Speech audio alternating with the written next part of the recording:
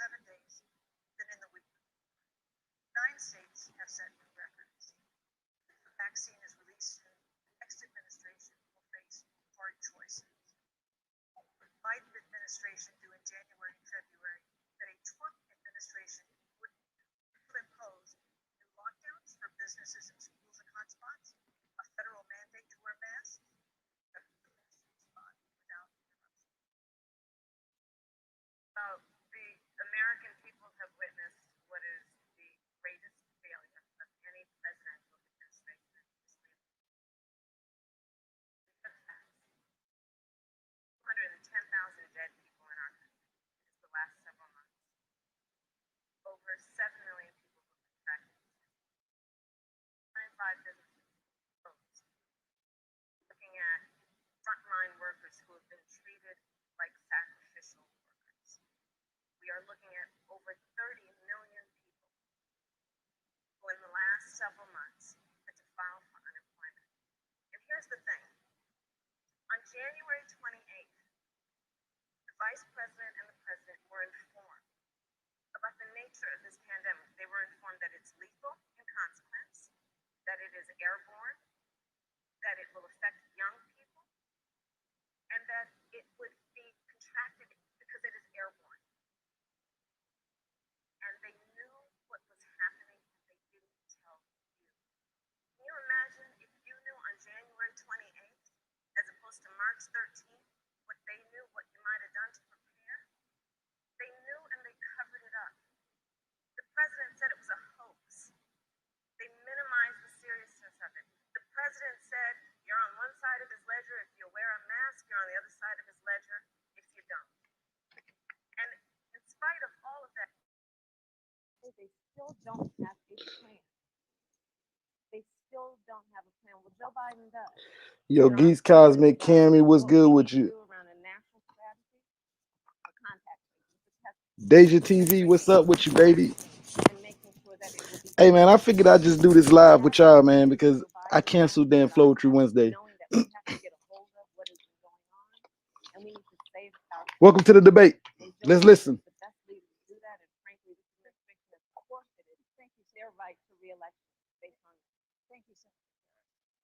Vice President Pence, more than 210,000 Americans have died of COVID-19 since February. The U.S. death toll as a percentage of our population is higher than that of almost every other wealthy nation on earth. For instance, our death rate is 2.5 times that of Canada next door. You head the administration's coronavirus task force. Why is the U.S. death toll as a percentage of our population higher than that of almost every other wealthy country? And you have 2 minutes to respond without interruption. Susan, thank you. I want to thank the Commission and the University of Utah for hosting this event. And Senator Harris, it's a privilege to be on the stage with you. Our nation's gone through a very challenging time this year. But I want the American people to know that from the very first day, President Donald Trump has put the health of Americans first. Before there were more than 5 cases in the United States, all people who had returned from China.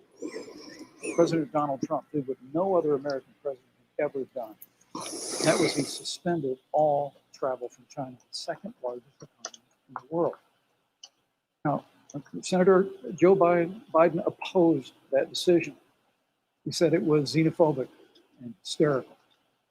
I can tell you, having led the White House Coronavirus Task Force, that decision alone by President Trump bought us invaluable time to stand up for the greatest national mobilization since World War II. And I believe it saved hundreds of thousands of American lives. Because with that time, we were able to reinvent testing. More than 115 million tests have been done to date. We were able to see to the delivery of billions of supplies so our doctors and nurses had the resources and support they needed. And we began, really, before the month of February was out, to develop a vaccine and to develop medicines and therapeutics that have been saving lives all along the way. And under President Trump's leadership, Operation Warp Speed, we believe we'll have literally tens of millions of doses of vaccine before the end of this year. The reality is, when you look at the Biden plan, it reads an awful lot of what President Trump and I and our task force have been doing every step of the way. And quite frankly, when I look at their plan that talks about advancing testing, creating new PPE, developing a vaccine. It looks a little bit like plagiarism, which is something Joe Biden knows a little bit about. I think the American people know that this is a president who has put the health of America first, and the American people, I believe with my heart, can be proud of the sacrifices they have made to save countless American lives. Senator Harris, would you like to respond? Absolutely. Whatever the vice president is claiming the administration has done. Thank you. Proud of the sacrifices they have made. When you're looking at over 210,000 dead bodies in our country, American lives that have been lost, families that are grieving that loss. And you know, the vice president is the head of the task force and knew on January 28th how serious this was. And then thanks to Bob Woodward, we learned that they knew about it. And then when that was exposed, the vice president said, when asked, well, why didn't y'all tell anybody? He said, because the president wanted people to remain calm. Let's So go. no, but Susan, this is important. I want to add, Mr. Vice President, I'm speaking. I'm speaking. Yep, you can have 15 more seconds, and then we'll give the vice president a chance. So I want to ask the American people, how calm were you when you were panicked about where you're going to get your next roll of toilet paper? How calm were you when your kids were sent home from school and you didn't know when they could go back? How calm were you when your children couldn't see your parents because you were afraid they could kill them? Let's give Vice President Pence a chance to respond. Vice President Pence, you have 1 minute to respond. You know, there's not a day gone by that I haven't thought of every American family that's lost a loved one. And I want all of you to know that you'll always be in our hearts and in our prayers. But when you say what the American people have done over these last 8 months hasn't worked, that's a great disservice. The sacrifices the American people have made. The reality, if I may finish, Senator, the reality is, Dr. Fauci said, everything that he told the president in the Oval Office, the president told the American people. Now, President Trump, I will tell you, has boundless confidence in the American people, and he always spoke with confidence that we'd get through this together. But when you say it hasn't worked, Dr. Fauci and Dr. Birx and our medical experts came to us in the second week of March. They said if the president didn't take the unprecedented step of shutting down roughly half of the American economy, that we could lose 2.2 million Americans. That's the reality. Thank you. They also said to us, if we did everything right, Susan, we could still lose more than 200,000 Americans. Vice President Now, one Pence, life lost is too many, Susan. But the American people, I believe, deserve credit for the sacrifices that they have made for the health of their family and their neighbors first, our doctors, our nurses, our first thank you, Vice responders. President Pence. And I'm going to speak up on behalf of what the American people have done. Vice President Pence, you were in the front row in a Rose Garden event 11 days ago, at what seems to have been a super spreader event for senior administration congressional officials. No social distancing, few masks, and now a cluster of coronavirus cases among those who were there. How can you expect Americans to follow the administration's safety guidelines to protect themselves from COVID when you at the White House have not been doing so? Well, the American people have demonstrated over the last 8 months that when given the facts, they're willing to put the health of their families and their neighbors and people they don't even know first. President Trump and I have great confidence in the American people and their ability to take that information and put it into practice. In the height of the epidemic, when we were losing a heartbreaking number of 2,500 Americans a day, we surged resources to New Jersey and New York, and New Orleans, and Detroit. We told the American people what needed to be done, and the American people made the sacrifice. When the outbreak in the Sun Belt happened this summer, again, Americans stepped forward. The reality is the work of the President of the United States goes on. The vacancy on the Supreme Court of the United States has come upon us, and the President introduced Judge Amy Coney Barrett. Thank you. Thank you, Vice But at President. that, if I may say, that Rose Garden event, there's been a great deal of speculation about it. My wife Karen and I were there and honored to be there. Many of the people who were at that event, Susan, actually were tested for coronavirus. And it was an outdoor event, which all of our scientists regularly and routinely advise. The difference here is President Trump and I trust the American people to make choices in the best interest of their health. Joe Biden and Kamala Harris consistently talk about mandates, and not just mandates with the coronavirus, but the government takeover of health care, Thank you, the Green New Deal, all government control. We're about freedom and respecting the freedom of the American people. Let's talk about respecting the American people. You respect the American people when you tell them the truth. You respect the American people when you have the courage Which we've to be a always leader, done. speaking of those things that you may not want people to hear, but they need to hear so they can protect themselves. But this administration stood on information that if you had as a parent, if you had as a worker, knowing you didn't have enough money saved up, and now you're standing in a food line because of the ineptitude of an administration that was unwilling to speak the truth to the American people. So let's talk about caring about the American people. The American people have had to sacrifice far too much because of the incompetence of this administration. It is asking too much of the people. Susan, we talked No, about Vice It is President. asking too much of the people. If they would not be equipped with the information they need to help themselves to protect Susan, their parents President, and their I'm children. sorry. Kamala Harris, Senator Harris, I'm sorry. That's fine, I'm Kamala. No, you're Senator Harris to me. For life to get back to normal, Dr. Anthony Fauci and other experts say that most of the people who can be vaccinated need to be vaccinated. But half of Americans now say they wouldn't take a vaccine now. If the Trump administration approves a vaccine before or after the election, should Americans take it, and would you take it? If the public health professionals, if Dr. Fauci, if the doctors tell us that we should take it, I'll be the first in line to take it. Absolutely. But if Donald Trump tells us that we should take it, I'm not taking it. Vice President Pence, there have been a lot of repercussions from this pandemic.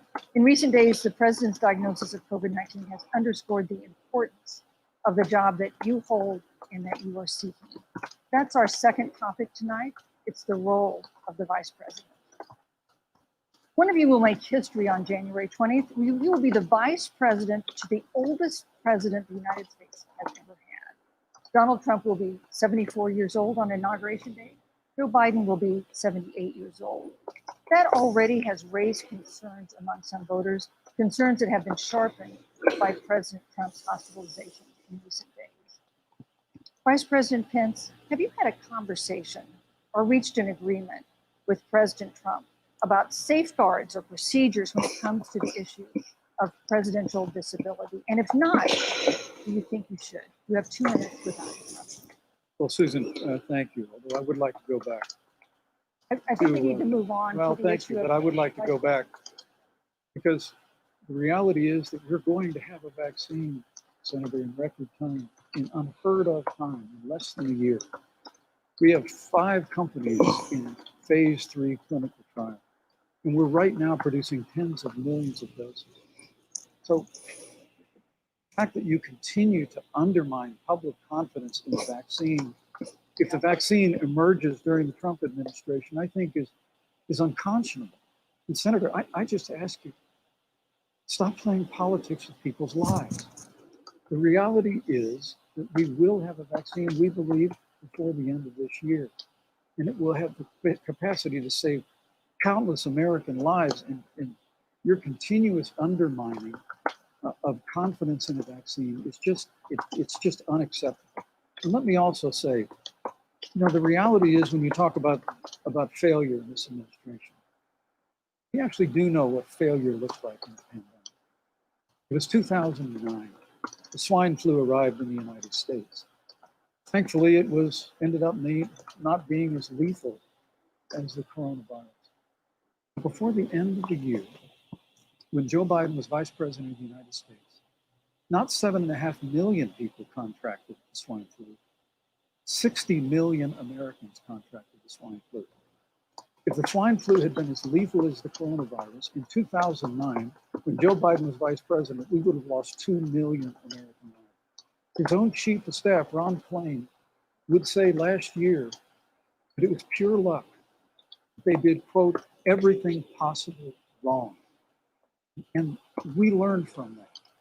They left the Strategic National Stockpile empty. They left an empty and hollow plan, but we Thank you, still Vice learned President. from it. And I think Vice the President American Pence, your time people, is I'm going up. to say again, can be Vice proud President Pence, I'm sorry, of your what time we is have up. done. And Senator, please Thank you, Vice stop President undermining Pence. confidence in the vaccine. Senator Harris, let me ask you the same question that I asked Sure. Vice President Pence, which is, have you had a conversation or reached an agreement with Vice President Biden about safeguards or procedures when it comes to the issue of presidential disability? And if not, and if you win the election next month, do you think you should? You have 2 minutes uninterrupted. So let me tell you, first of all, the day I got the call from Joe Biden, it was actually a Zoom call, asking me to serve with him on this ticket was probably one of the most memorable days of my life.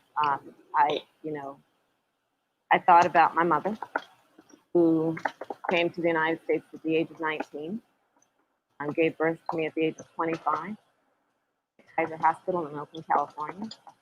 And the thought that I'd be sitting here right now, I know would make her proud. I'll be looking down on her. Joe and I were raised in a very similar way.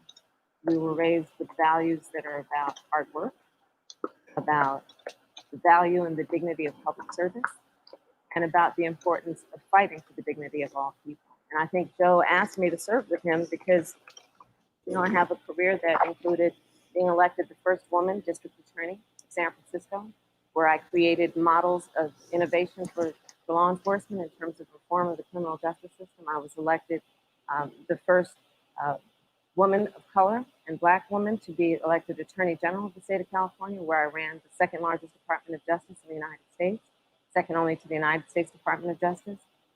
And there I took on everything from transnational criminal organizations to the big banks that were taking advantage of homeowners, to for-profit colleges that were taking advantage of veterans.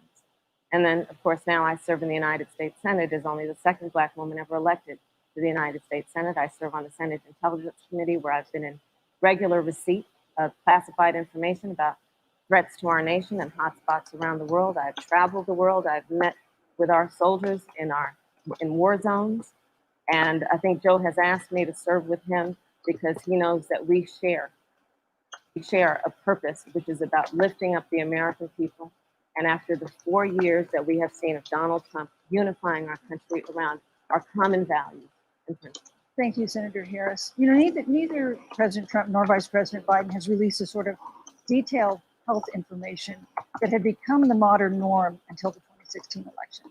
And in recent days, President Trump's doctors have given misleading answers or refused to answer basic questions about his health.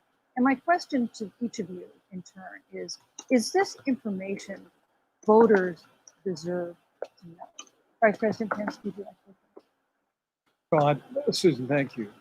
And let me say, on behalf of the President, the First Lady, how moved we've all been by the outpouring of prayers and concern for the President. And I do believe it's emblematic of the prayers and the concern that have ushered forth for every American impacted by the coronavirus. The care the President received at Walter Reed Hospital, White House doctors, was exceptional. And the transparency that they practiced all along the way will continue. The American people have a right to know about the health and well-being of their president, and will continue to do that. But I'm just extremely grateful and was more than a little moved by the broad and bipartisan support. And Senator, I want to thank you and Joe Biden for your expressions of genuine concern. And I also want to congratulate you, as I did on that phone call, on the historic nature of your nomination. I never expected to be on this stage 4 years ago, so I know the feeling. But the reality is, we've got an election before the American people in the midst of this challenging year. And the stakes have never been higher. Thank you. I think the choice has never been clearer. I want to give Senator Harris a chance to respond to the same question I asked, which is, do voters have a right to know more detailed health information about presidential candidates, and especially about presidents, especially when they're facing some kind of? Absolutely, and that's why Joe Biden has been so incredibly transparent, and certainly by contrast, the president has not, both in terms of health records, but also let's look at taxes. We now know, because of great investigative journalism, that Donald Trump paid $750 in taxes. When I first heard about it, I literally said, "You mean $750,000?" And it was like, no, $750. We now know Donald Trump owes and is in debt for $400 million. And just so everyone is clear, when we say in debt, it means you owe money to somebody.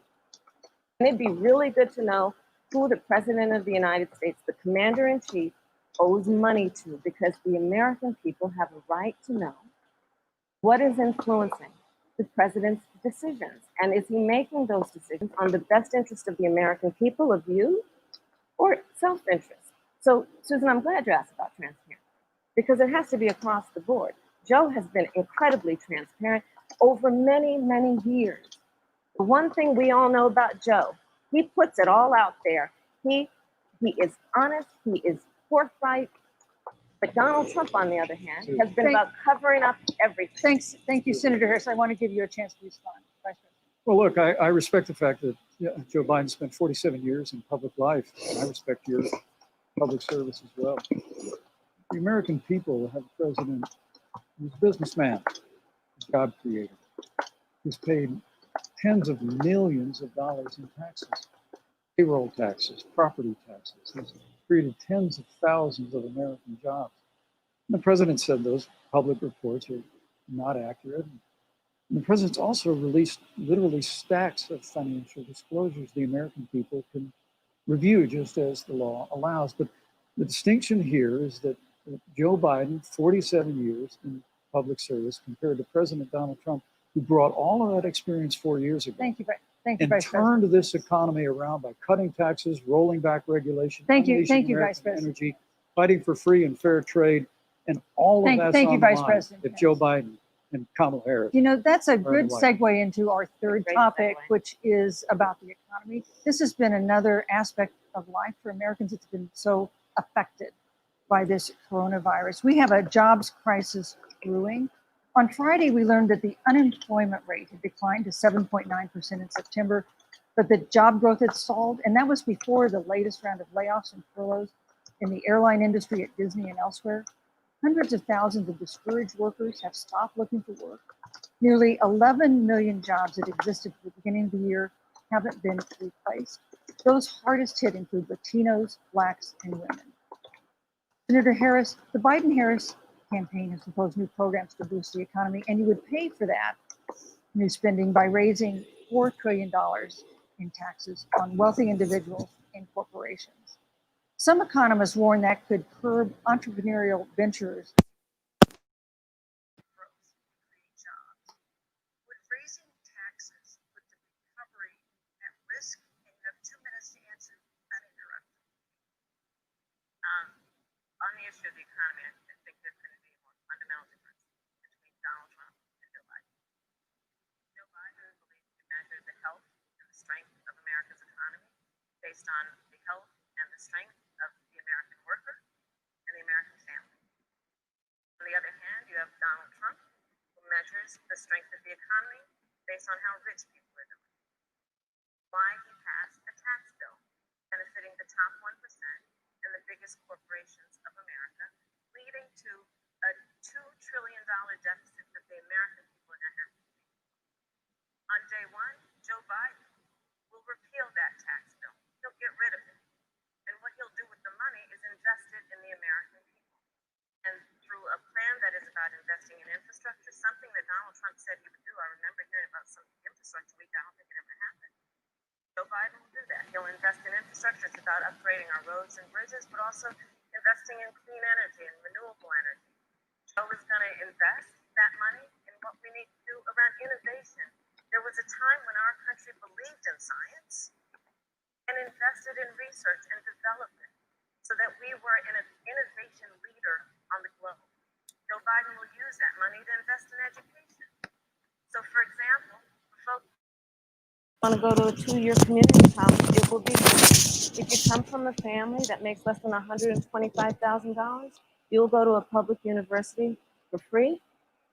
And across the board, we'll make sure that if you have student loan debt, it's cut by $10,000. That's how Joe Biden thinks about the economy. It's about investing in the people of our country as opposed to passing a tax bill, which had the benefit of letting American corporations go offshore to do their business. Thank you, You're Senator Harris. Vice President Pence, your administration has been predicting a rapid and robust recovery, but the latest economic report suggests that's not happening. Should Americans be braced for an economic comeback that is going to take not months, but a year or more? You have 2 minutes to answer uninterrupted. President Trump and I took office. America had gone through the slowest economic recovery since the Great Depression. Joe Biden was vice president who tried to tax and spend and regulate and fail our way back to a booming economy. President Trump cut taxes across the board. Despite what Senator Harris says, the average American family of four had $2,000 in savings in taxes. And with the rise in wages that occurred, most predominantly for blue-collar, hardworking Americans, the average household income for a family of four increased by $4,000 following President Trump's tax cuts. But America, you just heard Senator Harris tell you, on day one, Joe Biden's going to raise your taxes. It's really remarkable to think. I mean, right after a time where we're going through a pandemic that lost 22 million jobs, we've already added back 11.6 million jobs because we had a president who cut taxes, rolled back regulation, unleashed American energy, fought for free and fair trade, and secured $4 trillion from the Congress of the United States, give direct payments to families, save 50 million jobs through the Paycheck Protection Program. We literally have spared no expense to help the American people and the American workers through this. Joe Biden and Kamala Harris want to raise taxes. They want to bury our economy under a $2 trillion Green New Deal, which you were one of the original co-sponsors of in the United States Senate. They want to abolish fossil fuels and ban fracking, which would cost hundreds of thousands of American jobs all across the heartland. And Joe Biden wants to go back to the economic surrender to China. But when we took office, half of our international trade deficit was with China alone.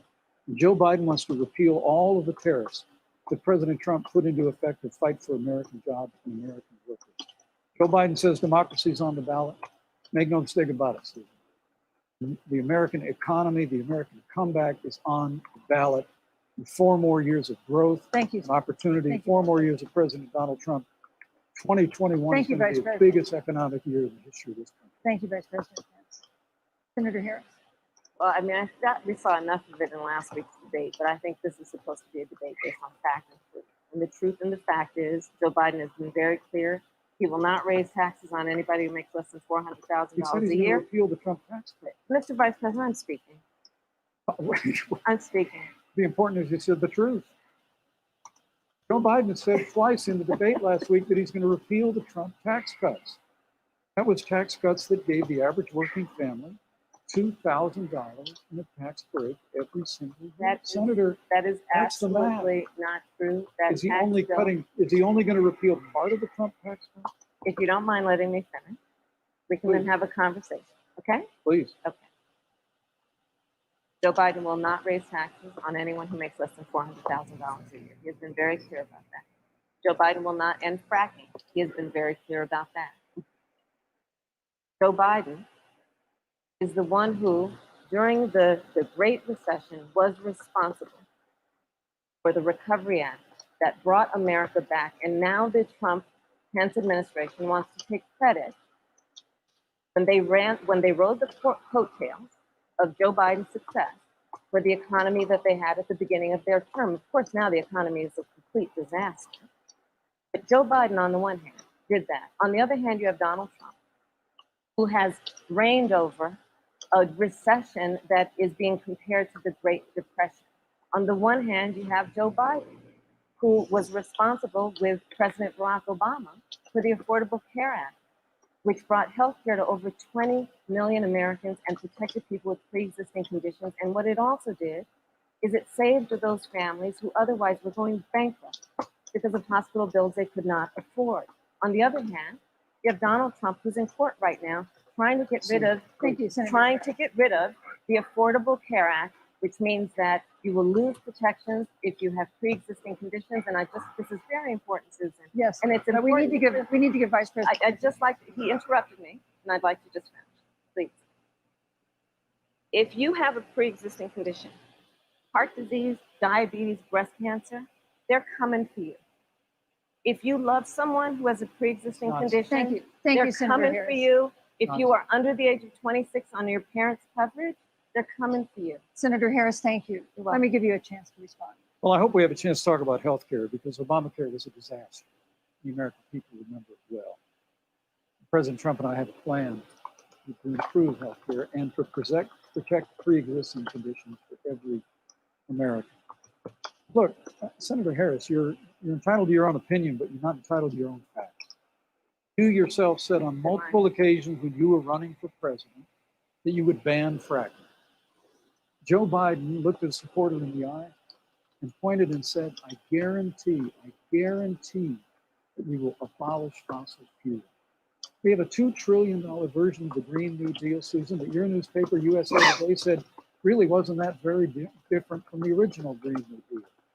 More taxes, more regulation, banning fracking, abolishing fossil fuel, crushing American energy, and economic surrender to China is a prescription for economic decline. President Trump and I will keep America growing. The V-shaped recovery that's underway right now will continue with 4 more years of President Donald Trump. Great. Thank you very, very much, Vice President. And once again, you provided the perfect segue to a new topic, which is climate change. And Vice President Pence, I'd like to pose the first question to you. This year, we've seen record-setting hurricanes in the South. Another one, Hurricane Delta, is now threatening the Gulf. And we have seen record-setting wildfires in the West. Do you believe, as the scientific community has concluded, that man-made climate change has made wildfires bigger, hotter, and more deadly, and have made hurricanes wetter, slower, and more damaging? You have 2 minutes. Thank you, Susan. First, I'm very proud of our record on the environment and on conservation. According to all of the best estimates, our air and land are cleaner than any time ever recorded. Our water is among the cleanest in the world. Just a little while ago, the president signed the Outdoors Act, the largest investment in our public lands and public parks in 100 years. So President Trump has made a commitment to conservation. Now, with regard to climate change, climate is changing.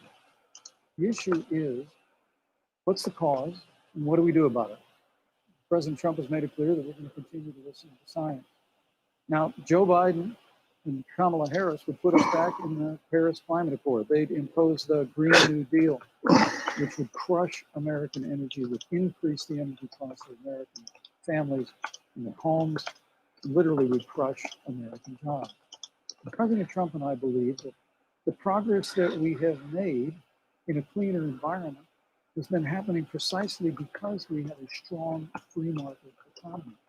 You know, what's remarkable is the United States has reduced CO2 more than the countries that are still in the Paris Climate Accord, but we've done it through innovation. And we've done it through natural gas and fracking, which, Senator, the American people can go look at the record. I know Joe Biden says otherwise now, as you do, but the both of you repeatedly committed to abolishing fossil fuel and banning the fracking. And so by creating the kind of American innovation, we're actually steering toward a stronger and better environment. With regard to wildfires, President Trump and I believe that forest management has to be front and center, and even Governor Gavin Newsom from your state has agreed we've got to work on forest management. With regard to hurricanes, the National Oceanic Administration tells us that actually, as difficult as they are, Thank you, Vice President. there are no more hurricanes today than Thank there you. were 100 years ago. Thank you. But many of the climate alarmists President Pence, use I'm sorry, your time. hurricanes and wildfires to try and Thank sell you, their Vice bill of President. goods, the Green New Deal. And President Trump and I are going to always put Thank you, American Vice jobs and President. American workers first. Senator Harris, as the Vice President mentioned, you co-sponsored the Green New Deal in Congress. But Vice President Biden said in last week's debate that he does not support the Green New Deal. But if you look at the Biden-Harris campaign website, it describes the Green New Deal as a crucial framework. What exactly would be the stance of a Biden-Harris administration toward the Green New Deal? You have 2 minutes uninterrupted. Sure. So first of all, I will repeat, and the American people know, that Joe Biden will not ban fracking. That is a fact. That is a fact. I will repeat that Joe Biden has been very clear that he thinks about growing jobs, which is why he will not increase taxes for anyone who makes less than $400,000 a year. Joe Biden's economic plan, Moody's, which is a reputable Wall Street firm, has said will create 7 million more jobs than Donald Trump's. And part of those jobs that will be created by Joe Biden are going to be about clean energy and renewable energy. Because you see, Joe understands that the west coast of our country is burning, including my home state of California. Joe sees what is happening on the Gulf states, which are being battered by storms. Joe has seen and talked with the farmers in Iowa, whose entire crops have been destroyed because of floods. And so Joe believes, again, in science. I'll tell you something, Susan. I served, when I first got to the Senate, on the committee that's responsible for the environment. You know, this administration took the word science off the website and then took the phrase climate change off the website. We have seen a pattern with this administration, which is they don't believe in science. And Joe's plan is about saying we're going to deal with it, but we're also going to create jobs. Donald Trump, when asked about the wildfires in California, and the question was, you know, the science is telling us this, you know what Donald Trump said? Science doesn't know. So let's talk about who is prepared to lead our country over the course of the next 4 years on what is an existential threat to us as human beings. Joe is about saying we're going to invest that in renewable energy. It's going to be about the creation of millions of jobs. We will achieve net zero emissions by 2050, carbon neutral by 2035. Joe has a plan. This has been a lot of talk from the Trump administration, and really it has been to go backward instead of forward. We will also re-enter the climate agreement with pride. Senator Harris just said that climate change is an existential threat.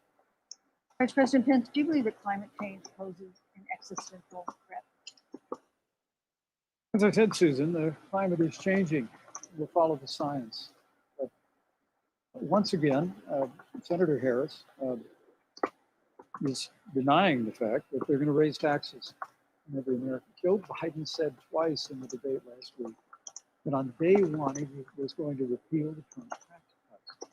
Those tax cuts delivered $2,000 in tax relief to the average family of four across America.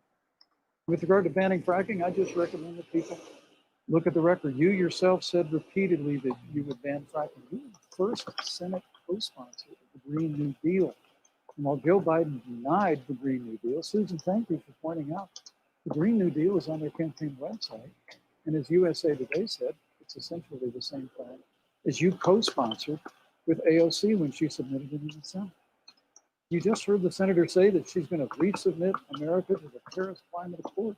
Look, the American people have always cherished our environment. We'll continue to cherish it. We've made great progress reducing CO2 emissions through American innovation and the development of natural gas and fracking.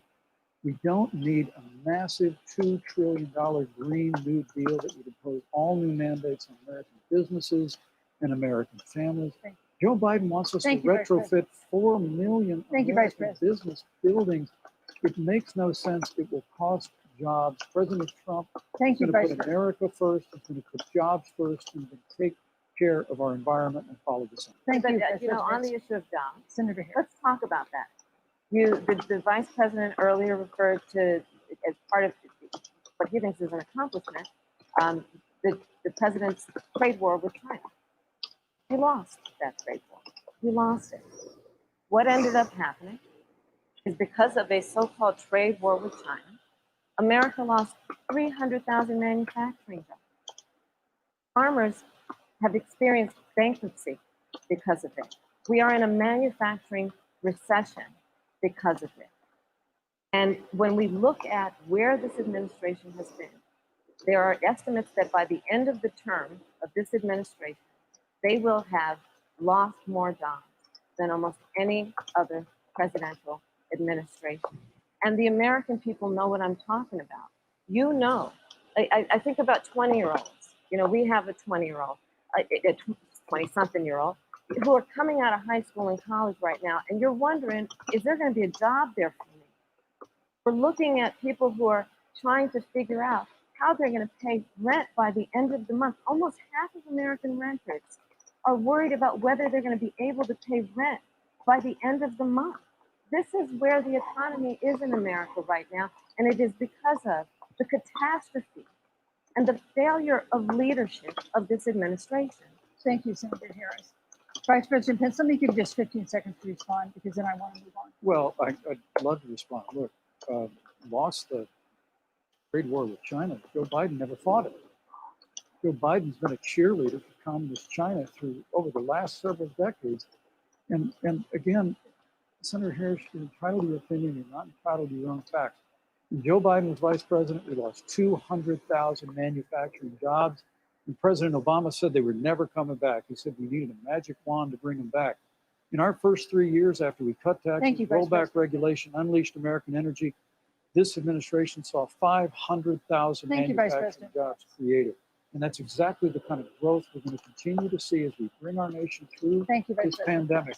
The Green New Deal, your massive new mandates, your Paris Climate Accord, it's going to kill jobs this time, just like it killed jobs. I just need to respond very quickly. 15 seconds. Thank you. Thank you.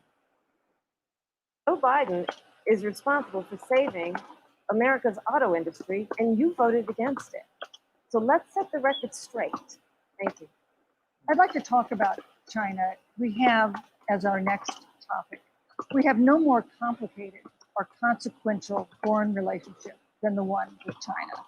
It is a huge market for American agricultural goods. It's a potential partner in dealing with climate change in North Korea. And in a video tonight, President Trump again blamed it for the coronavirus, saying China will pay. Vice President Pence, how would you describe our fundamental relationship with China? Competitors, adversaries, enemies? You have 2 minutes. Thank you, Susan. Before I leave that, let me speak to voting records if I can. You know, everybody knows that NAFTA cost literally thousands of American factories to close. We saw automotive jobs go south of the border. President Trump fought to renegotiate NAFTA. And the United States-Mexico-Canada agreement is now the law of the land. American people deserve to know Senator Kamala Harris was one of only 10 members of the Senate who voted against the USMCA. It was a huge win for American auto workers. It was a huge win for American farmers, especially dairy in the upper Midwest. But Senator, you said it didn't go far enough on climate change, that you put your radical environmental agenda ahead of American auto workers and ahead of American jobs. The American people didn't know that. That's probably why Newsweek magazine said that Kamala Harris was the most liberal member of the United States Senate in 2019. More liberal than Bernie Sanders, more liberal than any of the in the United States Senate. So now with regard to China, Susan, first and foremost, China is to blame for the pandemic. And President Trump is not happy about it. He's made that very clear, made it clear again today. China and the World Health Organization did not play straight with the American people. They did not let our personnel into China to get information on the coronavirus until the middle of February. Fortunately, President Trump, in dealing with China from the outset of this administration, standing up to China that had been taking advantage of America for decades in the wake of Joe Biden's cheerleading for China. President Trump made that decision before the end of January to suspend all travel to China. And again, the American people deserve to know Joe Biden opposed President Trump's decision to suspend all travel from China. He said it was hysterical. Thank you, Vice President. President Trump Vice stood President up Pence, to your time China. is up. We're going to continue to stand strong. Thank you, Vice President. We want to improve the relationship, but we're going to level the playing field. We're going to hold Vice President China Pence. accountable for what they did to America with the coronavirus. Thank you. Senator Harris, let me ask you the same question that I asked the Vice President. How would you describe our fundamental relationship with China? Are we competitors, adversaries, enemies? You'll have 2 minutes uninterrupted. Susan, the Trump administration's perspective and approach to China has resulted in the loss of American lives, American jobs, and America's standing. There's a weird obsession that President Trump has had with getting rid of whatever accomplishment was achieved by President Obama and Vice President Biden. For example, they created within the White House an office that basically was responsible for monitoring pandemics. They got rid of it. There was a team of disease experts that President Obama and Vice President Biden dispatched to China to monitor what is now predictable and what might happen. They pulled them out. We now are looking at 210,000 Americans who have lost their lives. Let's look at the job situation. We mentioned before the trade deal, the trade war, they wanted to call it, with China. It resulted in the loss of over 300 manufacturing jobs and a manufacturing recession. And the American consumer paying thousands of dollars more for oil because of that failed war, what they call it. Then let's talk about standing. Pew, a reputable research firm, has done an analysis that shows that leaders of all of our formerly allied countries have now decided that they hold in greater esteem and respect Xi Jinping, the head of the Chinese Communist Party, than they do Donald Trump, the President of the United States, the Commander-in-Chief of the United States. This is where we are today because of a failure of leadership by this administration. Senator Harris, we've seen changes in the role of the United States in terms of global leadership over the past 4 years. And of course, times do change. What's your definition? We've seen strains with China, of course, as the Vice President mentioned. We've seen strains with our traditional allies in NATO and elsewhere. What is your definition of the role of American leadership in 2020? So, you know, Joe is, I love talking with Joe about a lot of these issues. And, you know, Joe, I think he said it quite well. He says, you know, foreign policy, it might sound complicated, but really it's relationships. So just think about it as relationships.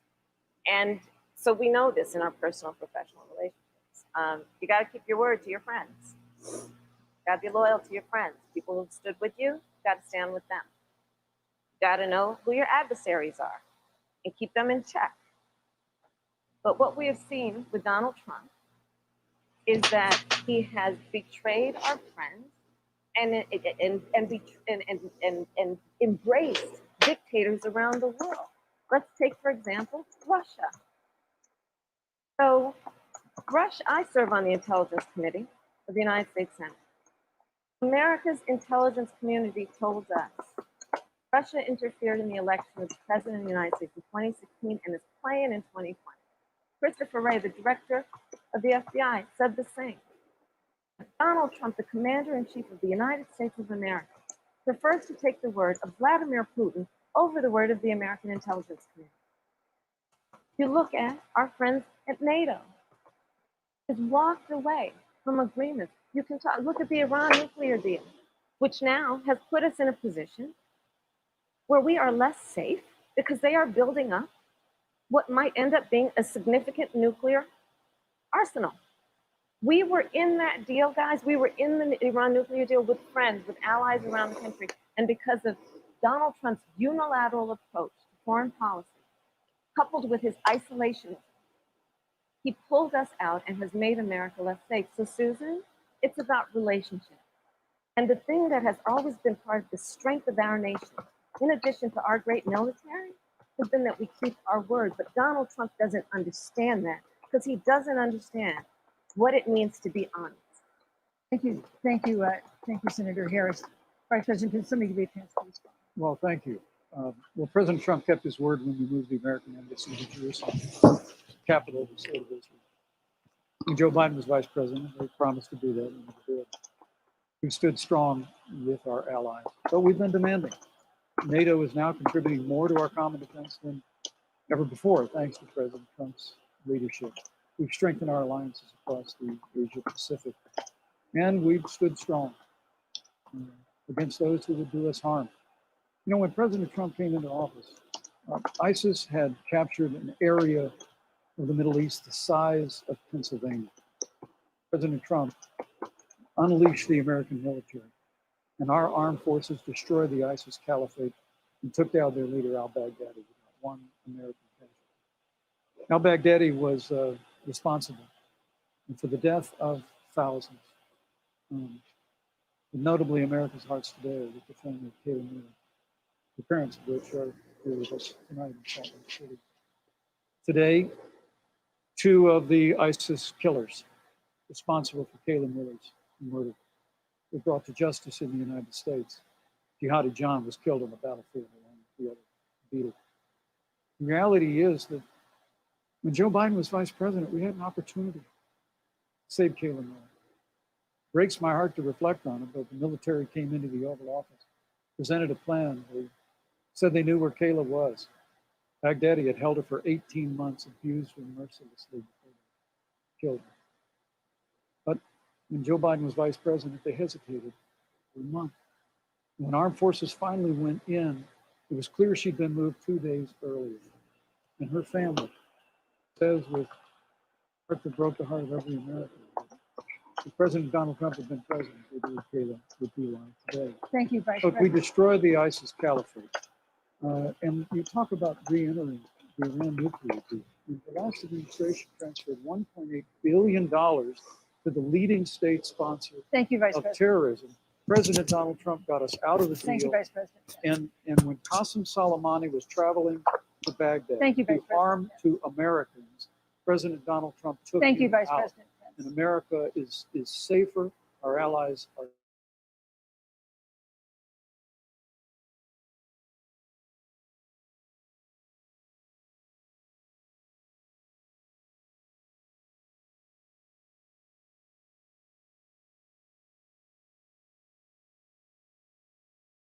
About your daughter's fate, and I'm so sorry. I'm so sorry. What happened to her is awful, and it should have never happened. And I know Joe feels the same way, and I know that President Obama feels the same way. But you mentioned Soleimani. Let's start there. So after the strike on Soleimani, there was a counter strike on our troops in Iraq.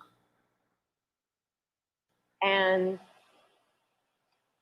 they suffered serious brain injuries. And do you know what Donald Trump dismissed them as? Headaches. And this is about a pattern of Donald Trump, where he has referred to our men who are serving in our military as suckers and losers.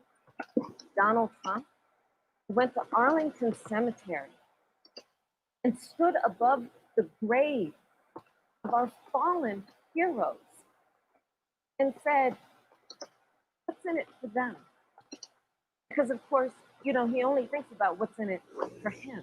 Let's take what he said about John McCain, a great American hero. And Donald Trump says he doesn't deserve to be called a hero because he was a prisoner of war. And this is very important when you want to talk about who is the current commander-in-chief and what they care about and what they don't care about. Public reporting that Russia had bounties on the heads of American soldiers. And you know what a bounty is? If somebody puts a price on your head and they will pay it if you are killed. And Donald Trump had talked at least 6 times to Vladimir Putin and never brought up the subject. Joe Biden would never do that. Thank you. Joe Biden would hold Russia to account for any threat to our nation's security or to our troops who are sacrificing their lives for the sake of our democracy and our safety. Thank you, Senator Harris. This is such an important issue, but we have other important issues as well. And Susan, I want to make sure we have a chance. I really have to talk about- respond to that. I'm Look, she has 15 seconds because Well, I got to we're have trying more to than keep- that. Look, well, I'm sorry, Vice President, Look, but you've had more time than she's had so the far. slanders against President Donald Trump regarding men and women of our armed forces are absurd. I'm sorry, Vice My President son is Pence. a captain in the United Yes. States Marine Corps. My son-in-law is deployed in the United States Navy. I can assure all of you, the sons and daughters serving in the military, President Donald Trump not only respects but reveres all of those who serve in our armed forces. Any suggestion of that is ridiculous. Let Thank me you, also Vice say President Pence. the Vice The American President people Pence, you know, deserve, Susan, Vice the American President people Pence, I deserve to didn't, know. Vice President that- Pence, I did not, the excuse me, Susan, the I did American not people create deserve the to know rules for tonight. Joe Biden. Your and Trump- campaigns agreed to the rules for tonight's I- debate with the Commission on President Debates. I'm here to enforce them, which involves moving from one topic to another, giving roughly equal time to both of you, Go right which is what I'm trying very hard to do. Go right ahead. So I want to go ahead and move to the next topic, which is an important one. as the last topic was, and that is the Supreme Court. On Monday, the Senate Judiciary Committee is scheduled to open hearings on Amy Coney Barrett's nomination to the Supreme Court. Senator Harris, you'll be there as a member of the committee. Her confirmation would cement the court's conservative majority and make it likely open to more abortion restrictions, even to overturning the landmark Roe v. Wade ruling. Access to abortion would then be up to the states. Vice President Pence, you're the former governor of Indiana. If Roe v. Wade is overturned, what would you want Indiana to do? Would you want your home state to ban all abortion? You have 2 minutes, uninterrupted. Well, thank you for the question, but I'll use a little bit of my time to respond. American people deserve to know Qasem Soleimani, the Iranian general, was responsible for the death of hundreds of American servicemen. The opportunity came. We saw him headed to Baghdad and kill more Americans. President Trump didn't hesitate. Qasem Soleimani is gone. You deserve to know that Joe Biden and Kamala Harris actually criticized the decision to take out Qasem Soleimani. Truly inexplicable, but with regard to Joe Biden, it's explainable. Because history records that Joe Biden actually opposed the raid against Osama bin Laden. It's absolutely essential that we have a commander-in-chief who will not hesitate to act to protect American lives and to protect American service members, and that's what you have in President Trump. Now, with regard to the Supreme Court of the United States, let me say President Trump and I could not be more enthusiastic about the opportunity to see Judge Amy Coney Barrett become Justice Amy Coney Barrett. She's a brilliant woman, and she would bring a lifetime of experience and a sizable American family to the Supreme Court of the United States. And our hope is, in the hearing next week, unlike Justice Kavanaugh received with treatment from you and others, that we hope she gets a fair hearing. And we particularly hope that we don't see the kind of attacks on her Christian faith that we saw before. The Democrat chairman of the Judiciary Committee before, when Judge Barrett was being confirmed for the Court of Appeals, expressed concern that the dogma of her faith lived loudly in her. Dick Durbin of Illinois said that it was a concern. Senator, I know one of our judicial nominees you actually attacked because they were a member of the Catholic Knights of Columbus. It's because the Knights of Columbus holds pro-life views. Thank you. Thank you, Vice President. So Your my time hope is is up. that when the hearing takes place, Thank you, Vice President. that Judge Amy Coney Barrett will be respected, Thank you, treated Vice President respectfully, Pence. voted and confirmed Thank with the Supreme Court of the United States. Senator Harris, you're the senator from and former Attorney General of California. So let me ask you a parallel question to the one I posed to the Vice President. If Roe v. Wade is overturned, what would you want California to do? Would you want your home state to enact no restrictions on access to abortion? And you have 2 minutes uninterrupted. Thank you, Susan. First of all, Joe Biden and I are both people of faith, and it's insulting to suggest that we would knock anyone for their faith. And in fact, Joe, if elected, will be only the second practicing Catholic as president of the United States.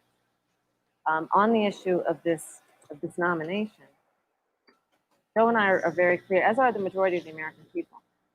We are 27 days before the decision about who will be the next president of the United States. And, you know, before, when this conversation has come up, you know, it's been about election year or election time. We're literally in an election. Over 4 million people have voted. People are in the process of voting right now. And so Joe has been very clear, as the American people are. Let the American people fill that seat in the White House, and then we'll fill that seat on the United States Supreme Court. And to your point, Susan, the issues before us couldn't be more serious. There's the issue of choice, and I will always fight for a woman's right to make a decision about her own body. It should be her decision and not that of Donald Trump and the Vice President, Michael Pence. But let's also look at what else is before the court. It's the Affordable Care Act. Like, literally in the midst of a public health pandemic, when over 210,000 people have died and 7 million people probably have what will be in the future considered a pre-existing condition because you contracted the virus. Donald Trump is in court right now trying to get rid of the Affordable Care Act. And I said it before, and it bears repeating. This means That is facts. that there will be no more protection if they win for people with pre-existing conditions.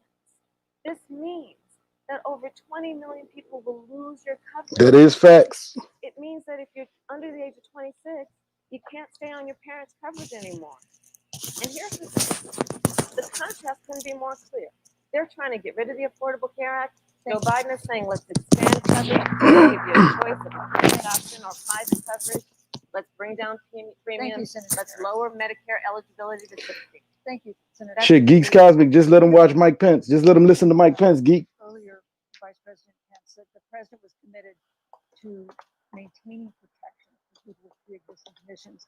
But you do have this court case that you are supporting, your administration is supporting, that would strike down the Affordable Care Act. The President Trump says that he's going to protect people with pre-existing conditions, but he has not explained how he would do that. And that was one of the toughest nuts to crack when they were passing the Affordable Care Act. So tell us specifically, how would your administration protect Americans with pre-existing conditions to have access to affordable insurance if the Affordable Care Act is struck down? Well, thank you, Susan. But let me just say, addressing your very first question, I couldn't be more proud to serve as Vice President. The President stands without apology for the sanctity of human life. I'm pro-life. I don't apologize for it. And this is another one of those cases where there's such a dramatic contrast. Joe Biden and Kamala Harris support taxpayer funding of abortion all the way up to the moment of birth.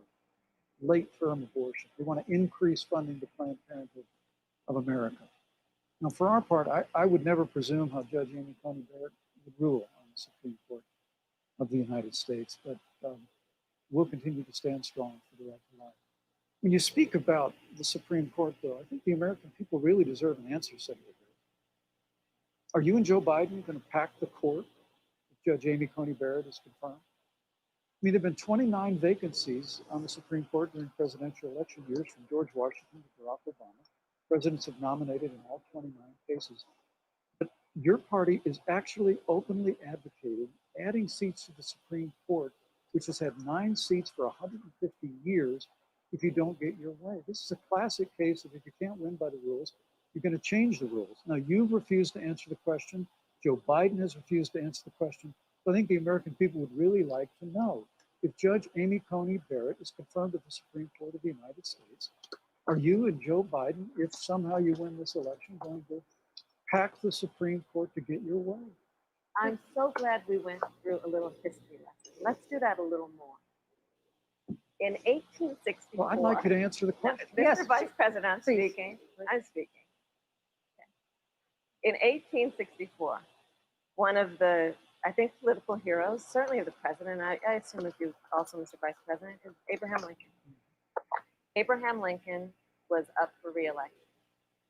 And it was 27 days before the election. And a seat became open on the United States Supreme Court. Abraham Lincoln's party was in charge not only of the White House, but the Senate.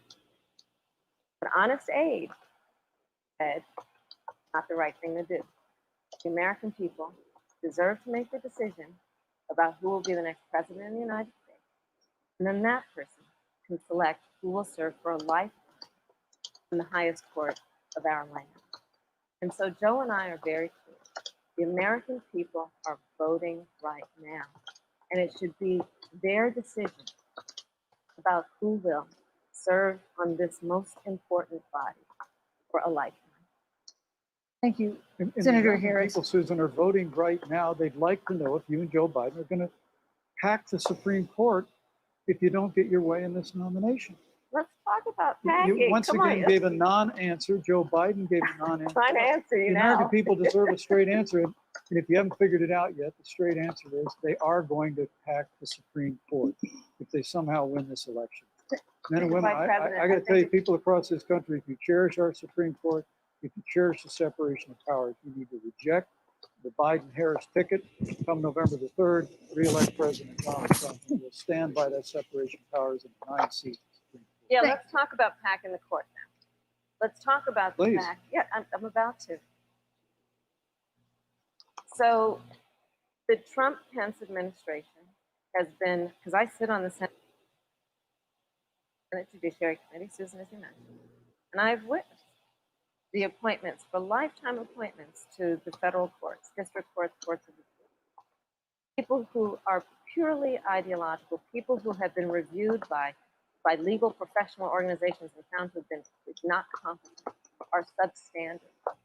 And do you know that of the 50 people who President Trump appointed to the Court of Appeals for lifetime appointments, not one is Black? This is what they've been doing. You want to talk about packing a court? Let's have that discussion. All right, thank you, Senator. Let's go on and talk about the issue of racial justice. I just want the record to reflect she never answered the question. Thank Maybe you. in the next debate, Joe Biden will answer the question, Thank you, but I think thank the you. American people know the answer. Thank you, Vice President. In March, Breonna Taylor, a 26-year-old emergency room technician in Louisville, was shot and killed after police officers executing a search warrant in a narcotics investigation broke into her apartment. The police said they identified themselves. Taylor's boyfriend said he didn't hear them do that. He used a gun registered to him to fire a shot, which wounded an officer. The officers then fired more than 20 rounds into the apartment. They say they were acting in self-defense. None of them have been indicted in connection with her death. Senator Harris, in the case of Breonna Taylor, was justice done? You have 2 minutes. I don't believe so. And I've talked with Breonna's mother, Tamika Palmer, and her family. And her family deserves justice. She was a beautiful young woman. She had as her life goal to become a nurse, and she wanted to become an EMT to first learn what's going on out on the street so she could then become a nurse and save lives. And her life was taken unjustifiably and tragically and violently.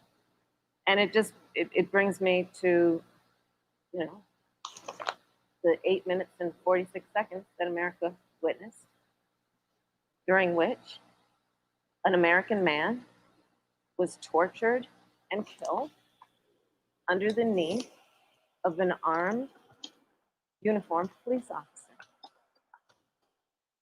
And people around our country, of every race, of every age, of every gender, perfect strangers to each other, marched shoulder to shoulder, arm in arm, fighting us to finally achieve that ideal of equal justice under law. And I was a part of those peaceful protests. And I believe strongly that, first of all, we are never going to condone violence, but we always must fight for the values that we hold dear, including the fight to achieve our ideal. And that's why Joe Biden and I have said on this subject, look, and I'm a former career prosecutor. I know what I'm talking about.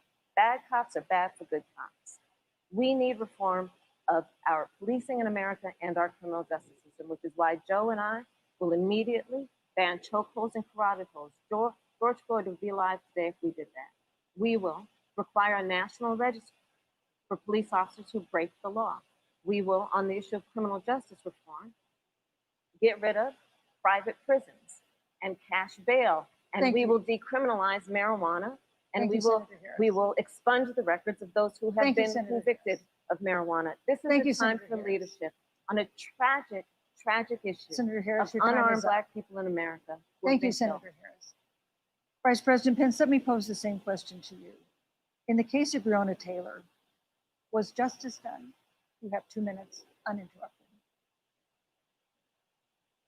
Well, our heart breaks for the loss of any innocent American. And Breonna Taylor has our sympathies. But I trust our justice system. Grand jury that refused the evidence. And it really is remarkable that as a former prosecutor, you would assume that an impaneled grand jury looking at all the evidence got it wrong. But all of your opinion. So I think with regard to George Floyd, there's no excuse for what happened to George Floyd. Justice will be served. There's also no excuse for the rioting and looting following. It really is astonishing. Flora Westbrook is with us here tonight in Salt Lake City. A few weeks ago, I stood at what used to be a salon was burned to the ground by rioters and looters. And Florida is still trying to put her life back together. I must tell you, this presumption that you hear consistently from Joe Biden and Kamala Harris, that America is systemically racist.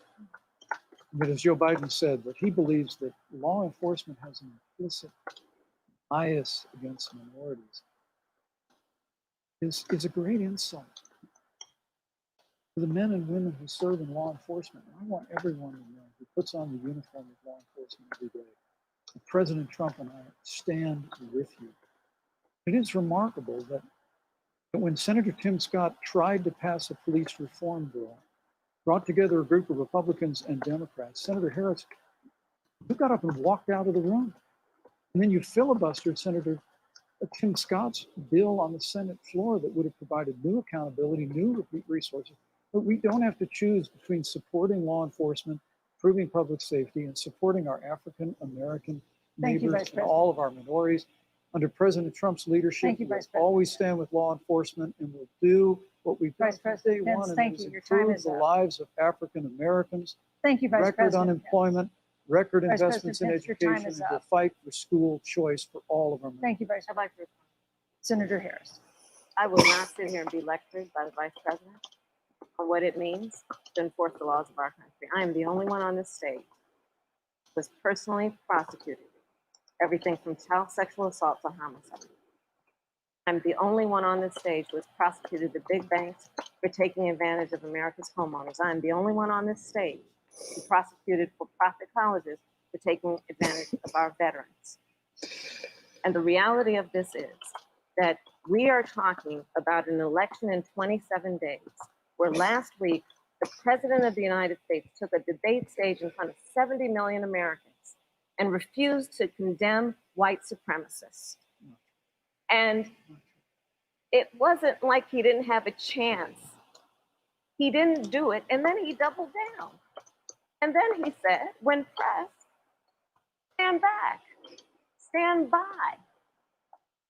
And this is a part of a pattern of Donald Trump's. He called Mexicans rapists and criminals. He instituted as his first act a Muslim ban on the issue of Charlottesville, where people were peacefully protesting the need for racial justice, where a young woman was killed. And on the other side, there were neo-Nazis carrying tiki torches, shouting racial epithets, anti-Semitic slurs. And Donald Trump, when asked about it, said, there were fine people on both sides. This is who we have as the President of the United States. In America, you deserve better. Joe Biden will be a president who brings our country together, Senator Harris, and recognizes the beauty in our diversity and the fact that we all have so much more in common than what separates us. Vice President, can somebody give you a minute to respond? Thank you, Susan. I appreciate that very much. You know, I think this is one of the things that makes people dislike the media so much. Is that you selectively edit, just like Senator Harris did, comments that President Trump and I and others on our side of the aisle. Senator Harris conveniently omitted, after the president made comments about people on either side of the debate over monuments, he condemned the KKK, neo-Nazis, and white supremacists, and has done so repeatedly. You're concerned he doesn't condemn neo-Nazis. President Trump has Jewish grandchildren. His daughter and son-in-law are Jewish. This is a president who respects and cherishes all of the American people. But you talk about having personally prosecuted. I'm glad you brought up your record. Thank you. I really need to make this point. When you were DA in San Francisco, when you left office, African Americans were 19 times more likely to be prosecuted for minor drug offenses than whites and Hispanics.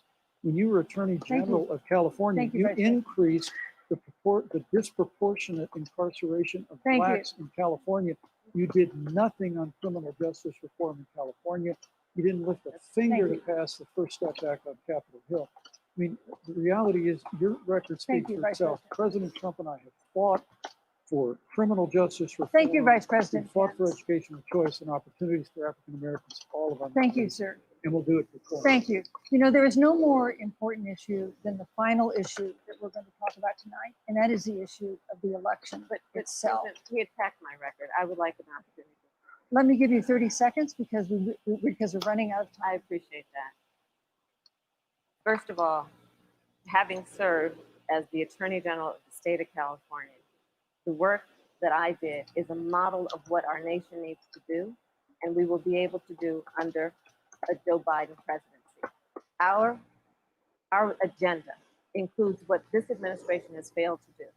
It will be about not only instituting a ban on chokeholds and carotid holds. Thank you. Not only, Thank you, Senator. I would like to go through, These are points that you made earlier in the hour, and I want to talk about the election itself before we have to. but I want to talk about the connection between what Joe and I will do and my record, which includes, I was the first statewide officer to institute a requirement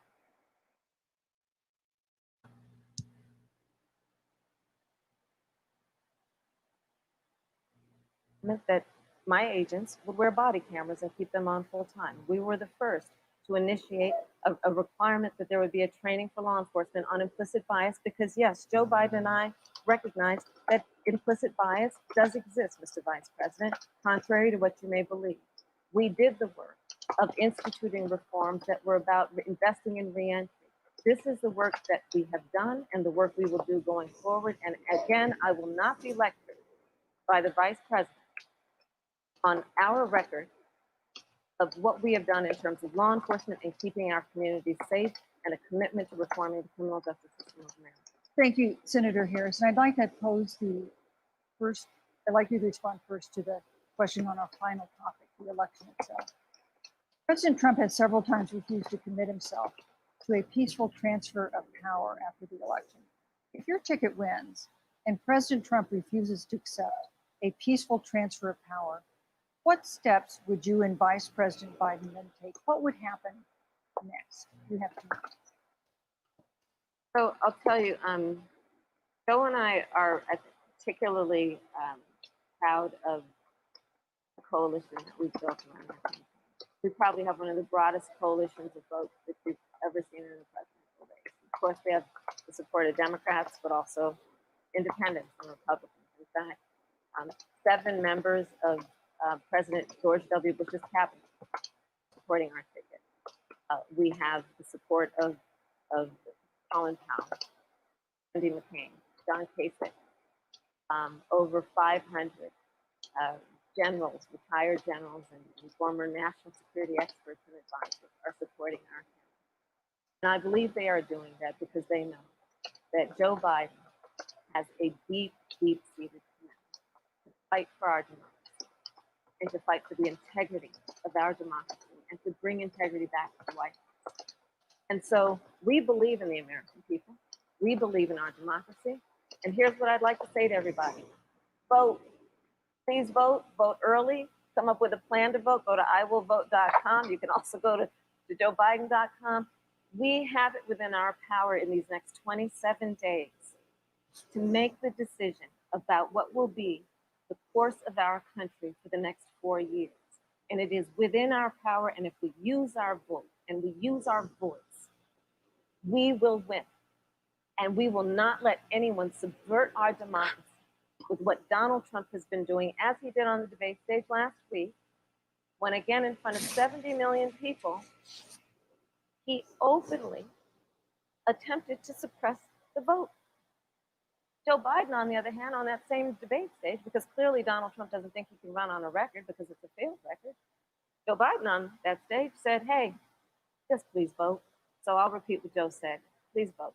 Thank you, Senator. Vice President Pence, President Trump has several times refused to commit himself to a peaceful transfer of power after the election. If Vice President Biden is declared the winner and President Trump refuses to accept a peaceful transfer of power, what would be your role and responsibility as Vice President? What would you personally do? You have 2 minutes. Well, Susan, first and foremost, I think we're going to win this election. Because while Joe Biden and Kamala Harris rattle off a long litany, the establishment in Washington, D.C., an establishment that Joe Biden's been a part of for 47 years, President Donald Trump has launched a movement of everyday Americans from every walk of life. And I have every confidence that those same Americans that delivered that historic victory in 2016, they see this president's record where we rebuild our military, we revived our economy through tax cuts and rolling back regulation, fighting for fair trade, unleashing American energy. We appointed conservatives to our federal courts at every level. And we stood with the men and women of law enforcement every single day.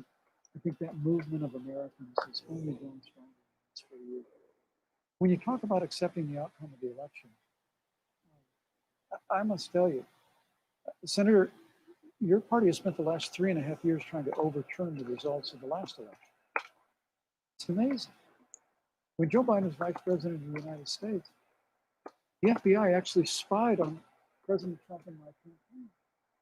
I mean, there were documents released this week that the CIA actually made a referral to the FBI documenting that those allegations were coming from the Hillary Clinton campaign. Of course, we've all seen the avalanche of what you put the country through for the better part of 3 years until it was found that there was no obstruction, no collusion, case closed.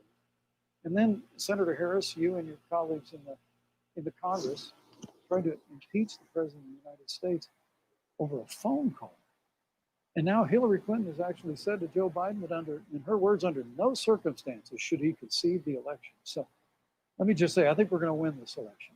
President Trump and I are fighting every day in courthouses to prevent Joe Biden and Kamala Harris from changing the rules and creating this universal mail-in voting that will create a massive opportunity for voter fraud. We have a free and fair election. We know we're going to have confidence in it. And I believe in all my heart that President Donald Trump is going to be reelected. You know, I've written all the questions that I've asked tonight, but for the final question of the debate, I'd like to read a question that someone else wrote. The Utah Debate Commission asked students in the state to write essays about what they would like to ask you. And I want to close tonight's debate with the question posed by Brecklin Brown. She's an 8th grader at Springville Junior High in Springville, Utah. And here's what she wrote, quote, "When I watch the news, all I see is arguing between Democrats and Republicans. When I watch the news, all I see is citizen fighting against citizen. When I watch the news, all I see are two candidates from opposing parties trying to tear each other down. If our leaders can't get along, how are the citizens supposed to get along?" And then she added, "Your examples could make all the difference to bring us together." Unquote. So to each of you in turn, I'd like you to take 1 minute and respond to Brecklin. Vice President Pence, you have 1 minute. Brecklin, it's a wonderful question. And let me just commend you for taking an interest in public life. I started following the news when I was very young. In America, we believe in free and open exchange of debate. We celebrate that. It's how we've created literally the freest and most prosperous nation in the history of the world. I would tell you that don't assume that what you're seeing on your local news networks is synonymous with the American people. I look at the relationship between Justice Ruth Bader Ginsburg, the late Justice who we just lost in the Supreme Court, and the late Justice Antonin Scalia. They were on polar opposites on the Supreme Court of the United States. One's very liberal, one very conservative. But what's been learned since her passing is the two of them and their families were the very closest of friends. I mean, here in America, we can disagree. We can debate vigorously, as Senator Harris and I have on this stage tonight. But when the debate is over, we come together as Americans. And that's what people do in big cities and small towns all across this country. So I just want to encourage you, Brecklin. I want to tell you that we're going to work every day to have government as good as our people. The American people each and every day love a good debate. We love a good argument. But we always come together and are always there for them. Thank you. Times of need. We've especially learned that through the difficulties of this year. Senator Harris, what would you say to Brecklin? First of all, I love hearing from our young leaders. And when I hear her words, when I hear your words, Brecklin, I know our future is bright because it is that perspective on who we are and who we should be that is a sign of leadership and is something we should all aspire to. And that, that brings me to Joe. Joe Biden, one of the reasons that Joe decided to run for president is after Charlottesville, which we talked about earlier. It so troubled him and upset him, like it did all of us, that there was that kind of hate and division.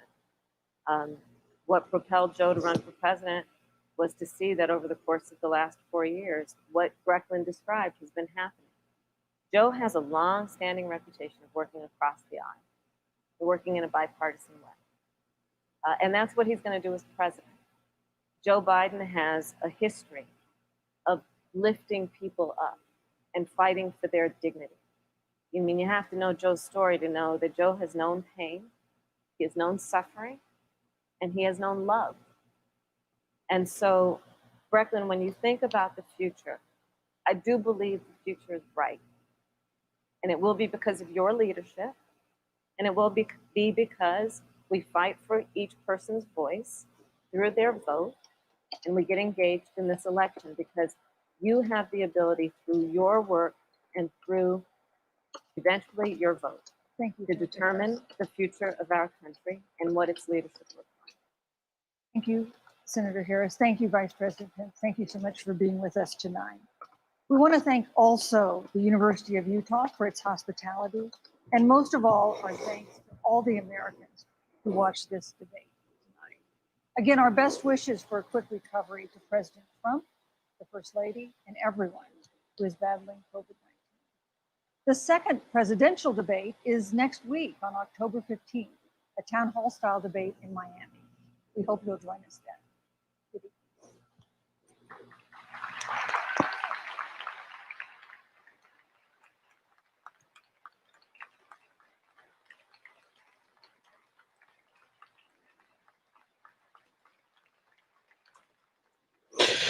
Well, that's the end of that bullshit, and it'd be interesting to hear what everybody thinks about it, man. Like I say,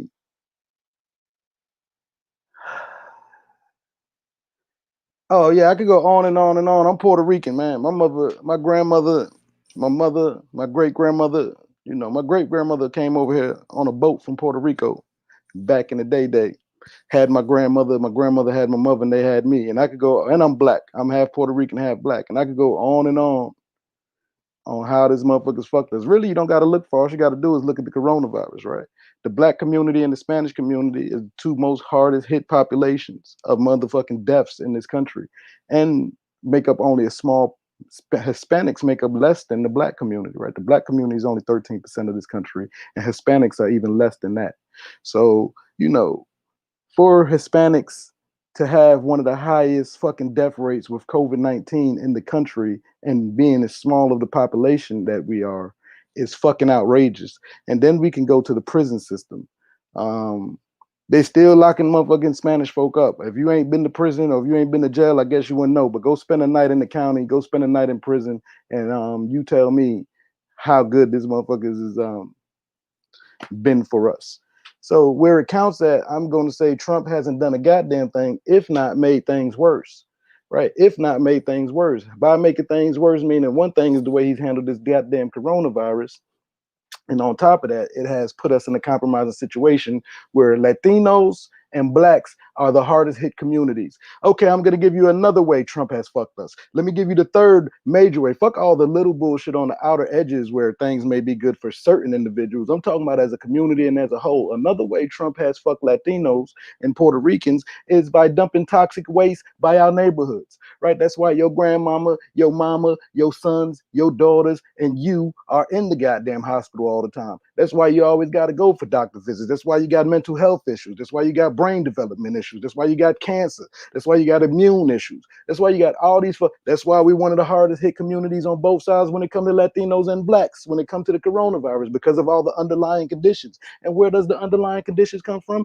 Trump has just deregulated the EPA, which he has deregulated even more, meaning no clean water, no clean food, toxic dump sites by whose community? By my motherfucking Puerto Rican and Spanish community, by the Mexican communities, by the black communities. That shit ain't on the other side of the tracks. They don't dump that shit by their kids, right? So when your kids are growing up mentally dysfunctional, right, not able to have full brain development, are growing up just behind the rest of the fucking population in the world, it is simply because this motherfucker Donald Trump has deregulated, right? He's damn near done away with the EPA because he doesn't believe in science. So what do they do? Again, when you do away with the EPA, who regulates, hey, if you're going to dump this toxic shit here, if you're going to build this toxic chemical plant here, right? If you're going to affect this water, if you're going to affect the air quality, if you're going, how's the food going to be? How are we going to check to make sure the food is safe?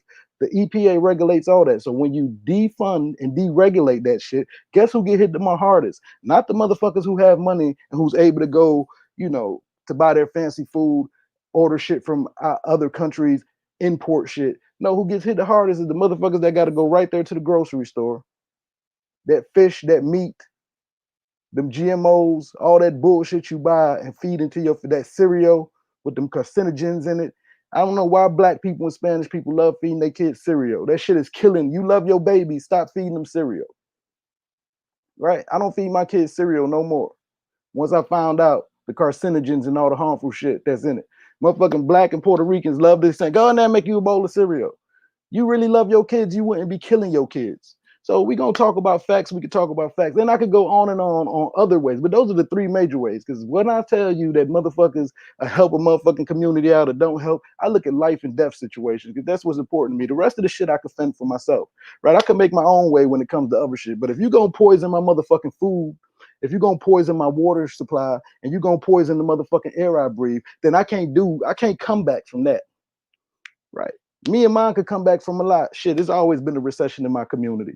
It's always been a depression. This is the way I grew up, right? I hustle, we make it. We make something out of nothing. We make do with whatever we got. But it's hard. You can't. It ain't no hard. It's impossible to make do when they poisoning your food. It's impossible to make do when they poisoning your motherfucking water. It's impossible to make do when your motherfucking everybody I know, I got friends from school, motherfuckers I grew up with, they're in their 30s, 33, 34, 35. They got cancer. Motherfuckers got stage 3 cancer, stage 2 cancer, getting this shit cut out their body, getting that shit cut out their body. Some motherfuckers ain't got health care, which Trump is trying to do away. Guess what? If Trump do away with the motherfucking health care, which is already fucking abysmal, right? Healthcare is already fucking abysmal in this country. If the man cuts healthcare and does away with that, guess who else that's gonna affect? That's gonna affect the Spanish and the black community. It ain't gonna matter how much what he doing for the motherfucking VA when your motherfucking brothers and sisters can't go get no, when your nieces and nephews can't go get no motherfucking, right? So all this bullshit about, hey man, it's garbage. It's garbage. He give a little something, but I'm so glad that the vets can't hide. The vets ain't the ones who gonna put him in, right? The vets is a small portion of the population. He already said he don't give a damn about the vets, right? He gonna do what he gonna do for each group. He even do some shit for black folk, right? He let the black woman out of jail after she did 30, 40 years in jail with Kim Kardashian and teamed up with her. And then he came out and said, what the fuck did he do criminal justice reform for? That was just dumb. He shouldn't have did it because it didn't even help him. Right? These are his literal words. So he's letting you know whatever he does for you is just in turn if it helps him. And if that shit doesn't help him, he don't give a fuck about you if you a veteran. He think you a fucking fool and an idiot. The man already said he didn't go to war talking about he had bone spurs in his goddamn foot, right? He evaded the draft. He dodged the draft. He literally said that motherfuckers that go to war, motherfuckers that in the service, them are idiots, right? They stupid. They didn't have the means to get out of it. So he think you a goddamn fool. So the man is very cunning. And of course, the man's going to do whatever it does that he thinks is going to help him and make him look good. If he does something like when he tried the criminal justice reform, then he turned around and said he don't even know why the fuck he even did that for black folk because it didn't even help him none. So that was just dumb and that was stupid and it was a big fucking mistake, right? It was a big mistake helping black folk out, right? Because he wasn't doing it to actually help black folk out or help Spanish folk out or actually help veterans out. He's not doing this shit. He's only doing it for optics. How does it look? And is this shit gonna make me look good? And if the shit ain't gonna help me out in any way and ain't gonna make me look good in any way, I don't give a fuck if your babies die. I don't give a fuck if your children die. I don't give a damn about your mama. I don't give a damn about you serving the country. I don't give a damn how long you're gonna wait in line or not wait in line. Only if it's gonna help me when I try to do something. If I see the shit don't help me, then I'm gonna move to the next. Right. So what I'm saying is, some people may say, hey, that's fine and that's legit, and the motherfucker's supposed to be that way. But if you really care about somebody or you really care about something, guess what? If you see a motherfucker hurting, if you see a motherfucker group, a whole group, we talking about the hundreds of thousands, millions of motherfucking people struggling, right? You're not gonna say, I'm gonna cut stimulus check negotiations and I'm gonna cut the stimulus bill pay. He said himself, right? I'm cutting negotiations, right? I'm cutting negotiations. This ain't gonna do nothing for me. We can't come to agreements. I can't get what I want. The shit ain't seeming to make me look good, so I'm gonna cut. Then what happened? The fucking stock market crash. Then he immediately comes back out because he's a jackass. The next day, a few hours later, says, "Oh, wait, I'm gonna sign a bill and I'm gonna try to pass some stimulus." Right? As soon as he seen it affect his numbers and the stock market went down, then he came out immediately and said the reverse. So he don't give a fuck about nobody or nothing. Right? If the shit ain't benefiting Donald Trump, you think he did something for Latinos? You think he doing something for veterans? He ain't doing shit for you. He doing something for himself. And if the shit ain't benefiting himself, then he ain't gonna do the shit and he gonna move to something else and he gonna keep trying shit to see what's gonna work for him. But by this time, I'm so glad that wise people and smart people and intelligent people have wisened up and say, stop this shit like, oh, Trump's doing this for us. Trump's doing that for us. Trump ain't doing shit for you. Trump's doing whatever he's doing for Trump. And if the shit ain't working for Trump, he fucking could care less about you, your mammy, your pappy, your grandmammy, your grandpappy, your nieces, your nephews, your sons, your daughters, your aunties, your uncles, your husbands, your wives. Don't get me goddamn started. And back to this Kamala shit. This shit right here is just normal out. This is the way a debate's supposed to go. It's just basically a bunch of bullshit, right? A lot of talking points. Really wasn't nothing said, nothing. I mean, you know, they sticking to the script. It was interesting though when the race question came up. It was interesting. It was interesting when the race question came up. How you seen your boy Mike Pence deflect, right? He immediately pivoted, right? When they start asking him about the race question, he immediately pivoted and went to the Antifa shit and oh look at the protests and oh they're destroying the country, law and order. We stand with the police, even if the fucking police are the ones that's causing all the fucking chaos. And hey, if the police wasn't killing Negroes, if the police wasn't killing Spanish folk, if the police wasn't locking Spanish people in cages, if the police wasn't fucking separating motherfucking Spanish mothers from their Spanish motherfucking children, maybe we wouldn't have all this fucking chaos in the streets, right? If the motherfucking police wasn't motherfucking giving Spanish women hysterectomies so Spanish women can't have babies no motherfucking more, right? This is ICE stories. You know, they got these motherfuckers coming over from the border, and one of the punishments is they sending them to a doctor to cut their wounds out, making sure that you can't have no more Spanish kids because they despise you and your kind, right? They despise you and your kind. Motherfucker catch you, okay, you are crossing the border illegal, send people back, right? Send people, don't lock them in cages. Within a week, you should send them back. You catch them, send them back. What the fuck is you doing cutting women's, what give you the right to cut a woman's womb out? Right? These motherfuckers are cutting wombs out of women, meaning giving them hysterectomies, making sure that you can't have no more little Spanish babies. That's how much they taking care of the Spanish people. This is under the Trump administration. This shit is happening. Okay, this is under the Trump. He ain't saying, "Hey, hold on, they cutting. Whoa, what we giving women, Spanish women hysterectomy so they can't have no more Spanish babies." Yeah, he's doing a lot for the Spanish community. One of the goddamn things he's doing to the Spanish community is trying to make sure that the motherfucker is abolished and don't exist. So at the end of the motherfucking day, this debate right here was a goddamn. I rather the real shit. The only credit I give to Donald J. Trump is that at least that motherfucker take the lipstick off and take the makeup off and he exposed the real. I give Donald Trump credit. I always give the man credit for that. Right? The man don't come and play no games. The man come out and say, "Hey man, your son ain't no damn war hero. Your son took $3 million from goddamn Russia and he got dishonorably discharged because he's a motherfucking cokehead." Right? He come out and say shit. He gave Biden stutter came back. Biden said, no, he ain't. He made that nigga stutter come back. So that's the only credit I give Donald Trump is that the motherfucker's so brazen. He just don't give a fuck. And he's so willy-nilly that he is willing to say the quiet shit out loud and expose the real to open people's eyes up. But it ain't Donald Trump. Donald Trump ain't the fucking problem to me. Will I vote for him? Hell no. You got to be a fucking idiot to vote for him, in my opinion, especially if you black, Spanish, or anything other than Caucasian. If you Caucasian, I can understand why you might vote for him, because it looked like shit might be working out for y'all. Right? If he got anybody interest in mind, even though he only has his own interest in mind, if the next group under himself, besides himself, would be white folk.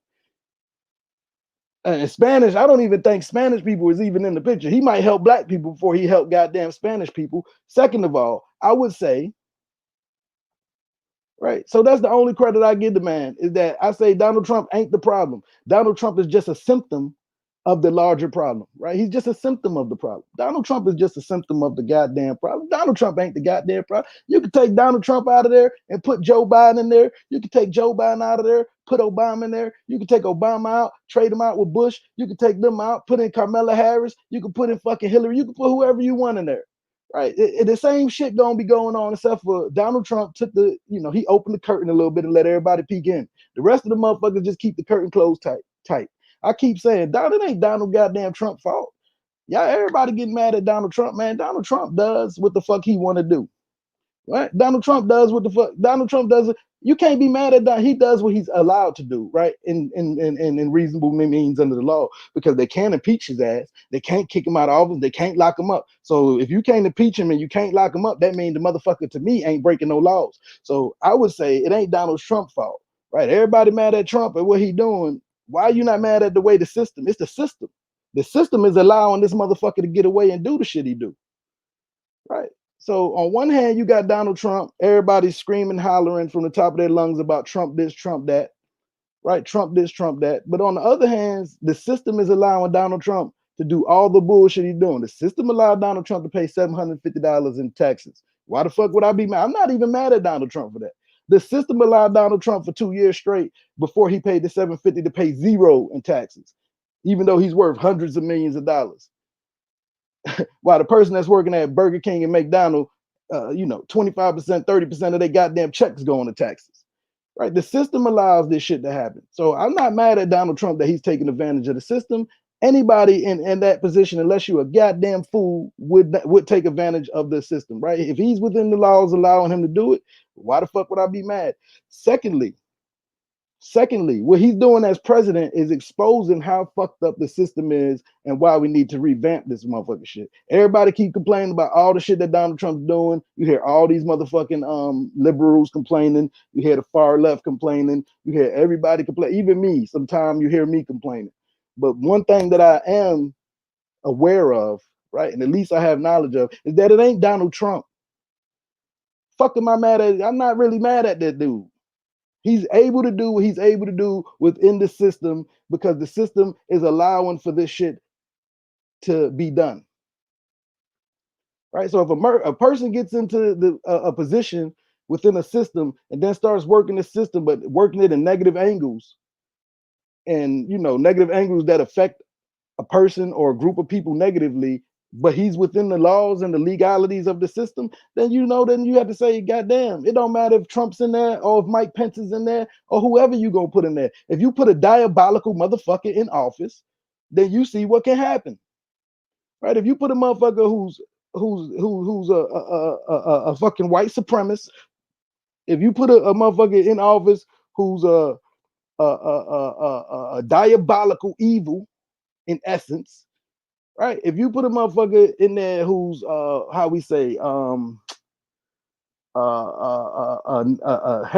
suffers from narcissistic behaviors and qualities, who's a narcissist, if you put these type of people in power, then this is what happens. But it's not the person who's in power fault, right? I don't blame Donald Trump because, again, the system is allowing his ass to do all the shit he do. God loves me. What's good with you? Sue Sage, much love to you. Geeks Cosmic. So I'm going to rant about all this shit about these people. I'm not one of them like Donald Trump haters.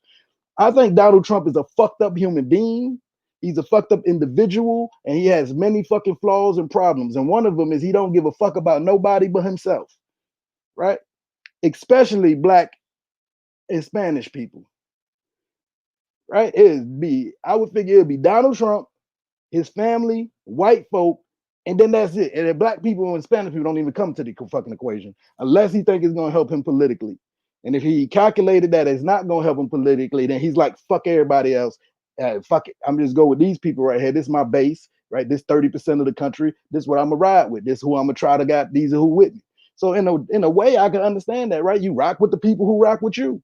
So as a black man and as a Puerto Rican man, I'm not mad at it because I don't rock with Donald Trump. So I don't expect the motherfucker to rock with me. But what I will motherfucking have a caveat there is that motherfucker shut me out first. Right? I did not like, oh, Donald Trump became president. I ain't rock with. I was like, I'm gonna see what he gonna do. I'm just watching.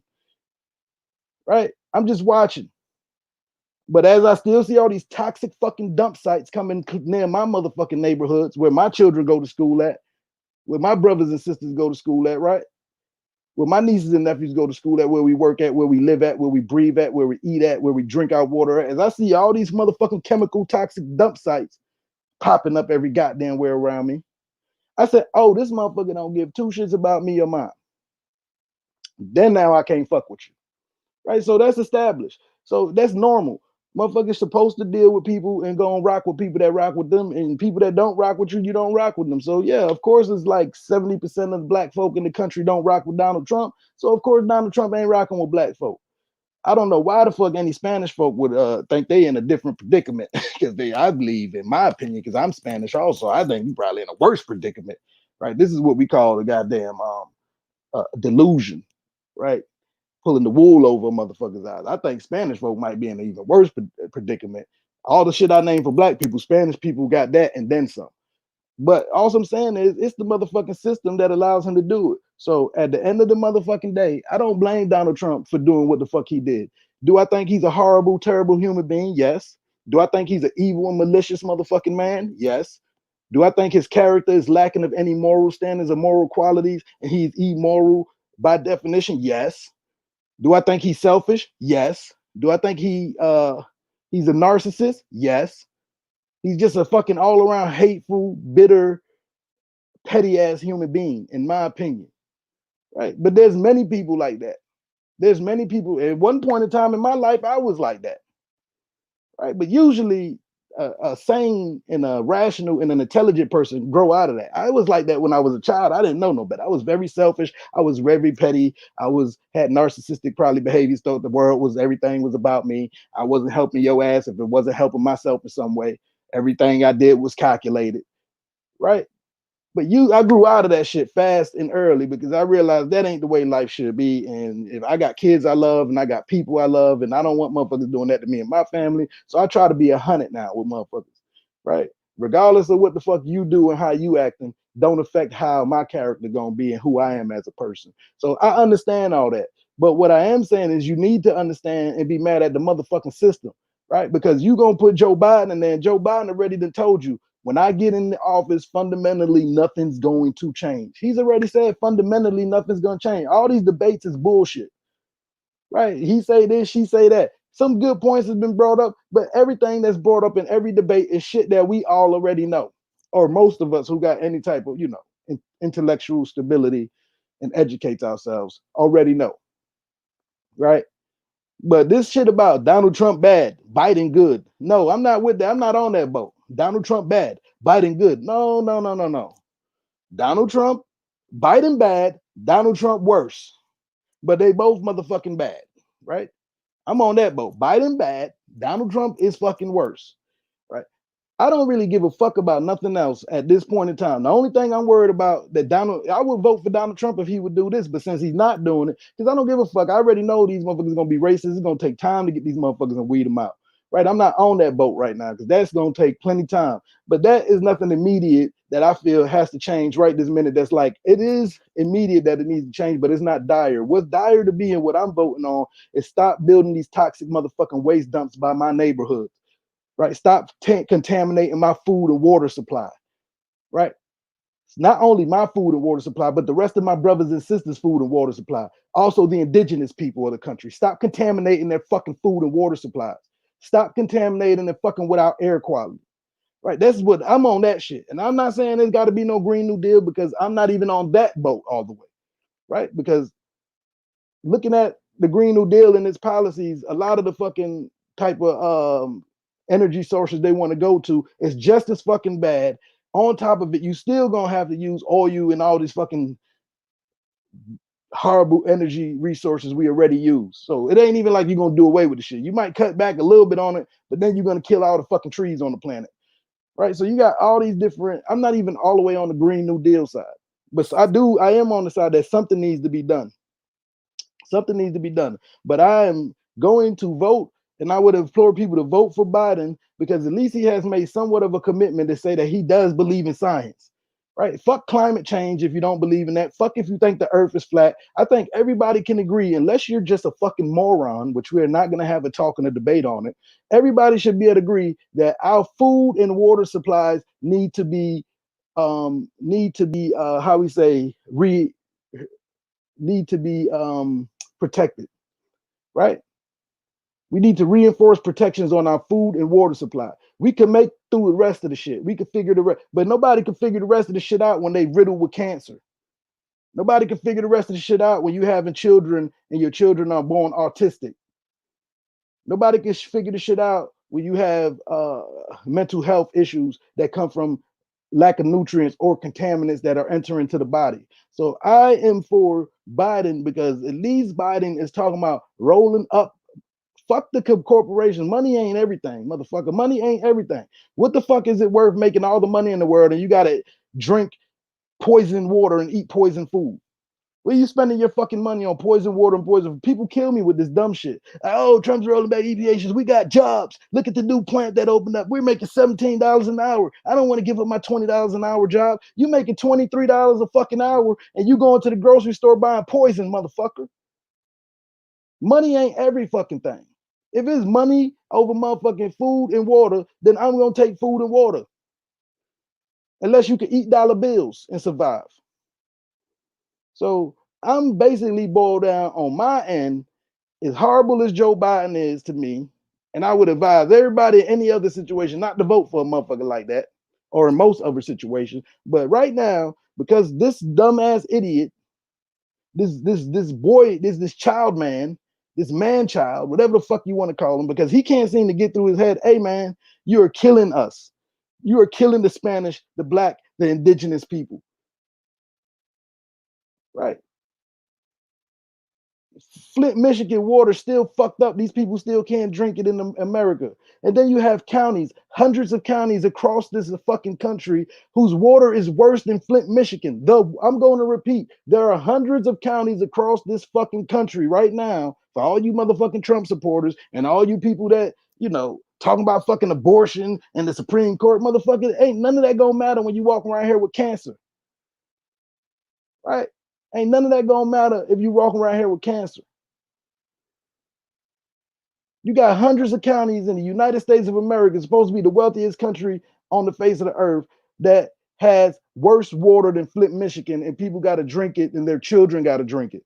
And more than likely, you're probably in a fucking county or town that's like that and you don't even know it. I told you, I have an aunt who lives in the South who got her water, right? They sent out the water report for the quarter. Right? And her water, it showed that there was blood, semen, and piss in the water. Right? There was blood, semen, and piss in the water. But they said, well, it's not enough to hurt you. This was the contaminants, some of the contaminants, right? All the other shit, she probably didn't know what it meant. But some of the contaminants that was on that water report when she showed me, it said blood, semen, and urine. Oh, and probably fecal matter, I would imagine. Was traces of that was found in the water supply that they drink, right? When you drink water out the forces, your public utilities, they come out. You can ask for this if you want to in your neighborhood, in your area where you're at. You can ask for the water report for the quarter, right? They have these quarterly water reports, and it showed that there was semen and blood and goddamn urine in the goddamn water.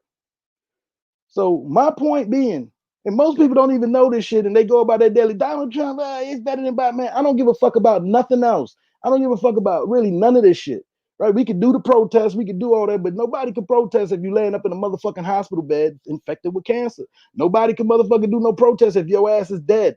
So first of all, we need to get somebody in there, in my opinion, that believes in motherfucking science, who believes in logical motherfucking sense, right? Like, oh, we gotta protect the water, we gotta protect the food at a bare minimum. We gonna have racism we gotta deal with. We gonna have hatred we gotta deal with. We gonna have misunderstandings we gotta deal with. We gonna have all this shit we gotta deal with. But at a bare minimum, we gonna have we should have healthcare. And then the way the water and the food is all fucked up, yeah, of course you need healthcare. Everybody should have it because it ain't a matter of if, it's just a matter of when you're gonna get sick. So in my humble opinion, all that other shit to me right now is irrelevant, and we need to get to the base level of, hey, let's get an understanding, at least say we gonna protect the food and motherfucking water, right? We ain't gonna put toxic dump sites. We ain't gonna be fracking and put these fucking pipelines under water supplies that goes to communities, that water supplies that the animals gotta drink, that we gotta fucking eat. We're not gonna contaminate. We're not gonna do that,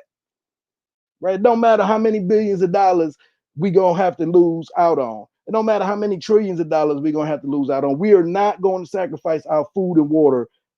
That's gonna be a bare minimum. Then we can move to the air quality and all this shit. But god damn it, man, the food and water is immediate. So in my opinion, Trump need to get the fuck out of there at the end of the day. Right? The motherfucker don't believe. That's the real reason I want him out. Because I know on every other topic and every other subject, he no different from every other motherfucker that's been in there. But the one thing that is a little bit different and stunning to me, especially with all the science that's coming out, and we know that there are hundreds of counties in America whose water is worse than what Flint, Michigan is, and they can't drink the water in Flint. Right? Out there in Detroit, the water's still fucked up. It's like 3 years, I don't know how many years later, 2, 3 years later, maybe 4. They were going on for, the shit has been a long time, man. It's over 2 years. The water's still fucked up out there.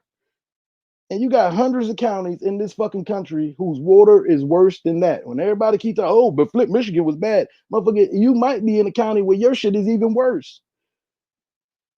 Right? Then you wonder why the kid's bad as hell, or your kid is underdeveloped, and your kid's doing horrible in school, and your kid's learning capacity is all fucked up.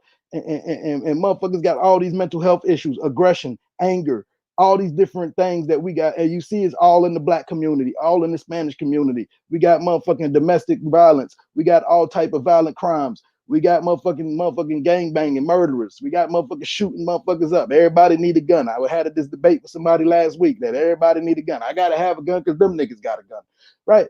Because all this aggression and anger, nobody knows. It's just like the 80s when motherfuckers was being affected by lead, right? This is why the 80s was so violent and rough. That's when I grew up in the 80s. This is why motherfuckers was bonkers in the 80s, because everybody had lead poison, right? And what do lead poison bring? And asbestos. That bring out aggression. And that bring out irrational thinking. And that was fucking with people's mental health. It was giving people brain damage. Didn't even know it. That's why the 80s was so fucking violent and fucked up. What's good with you, Rash? God loves me. Much love to you, New York Beast, right? I grew up in the 80s. If you go look at reports, you could Google this shit, look up reports. You don't got to take my word from it. But back in the 80s, there was a lead problem, especially in the Bronx and in the areas where I grew up at. Thank God I was able to get my grandmamas in them from Alabama and from the South. Thank God I was able to get out of the Bronx when I was young and always got to go back and forth for years. I'm here, years I'm there, I'm back and forth. But probably I may have been affected too. Who knows? I don't fucking know. But there's been studies that shown that back in the 70s and 80s, a lot of motherfuckers had lead poison. That's what led to the 80s being so crazy and violent. Not only that, but the crack epidemic, of course. But I would say the lead epidemic was worse, right? Because with lead, when you get lead, you don't even have to drink or touch the lead. You just got to be near the motherfucking shit. It ain't got to, if you just around it, it can affect you. You don't even got to drink it or put it in your body, right? The lead is strong enough to affect you just being too close to it. Just being too close to lead can fuck up your mental health, fuck with your brain, right? So it leads to aggression. If you ever met niggas from the 80s, niggas from the 80s kind of aggressive, right? So I work daily to keep my eye on my aggression. I work daily to keep an eye on my anger because, of course, I obviously might have been affected by the shit because I grew up when I had many anger management issues. Right, I had many anger management issues. My blood would boil. I was not able to keep my emotions in check. They would always overflow. Right, I had many anger. I still got to do a lot of meditation, a lot of self-reflection, a lot of fucking being aware of who I am and what's going on to try to corral that shit because some shit still get me riled up. Right, where it's hard to keep a cap on it. But my point being is this is why you need motherfuckers who care about human beings and human decency, all human beings, black, white, Puerto Rican, Spanish, right? So for motherfuckers who don't know, my number one reason why I want this motherfucking clown out of office is because the motherfucker is killing us and you don't even know how. You think it's because of racism. Oh my God, KKK, white nationalists, the Proud Boys, all this crazy white nationalists, all this crazy shit. But you don't know behind the scenes, this motherfucker has rolled back so many EPA regulations. It's got to do with the food and water supplies in this fucking country that he is not only putting black and Spanish people at risk, but also putting ignorant ass white people at risk who don't know no better, right? Who don't know no better, right? And if it ain't put you at risk yet, it just is coming to a town near you. Imagine 4 more fucking years. Right? He's turned all the fucking habitat in federal land. He could frack on it now. Now you could dig under it and put these fucking pipelines up under it. Right? Cutting down millions of acres of wildlife. Just disposing of it for what? For a fucking pipeline that's gonna be lasting what, a few years? Because we all gonna find out that, hey, this shit can't happen. There are hundreds of leaks from these pipelines going around monthly. Right? These pipelines are always fucking leaking and contaminating something. This what same thing happened with the BP oil spill. All that motherfucking marine life gone, wiped the fuck out. They still got effects from that shit. They still ain't cleaned that shit up because they can't clean it up.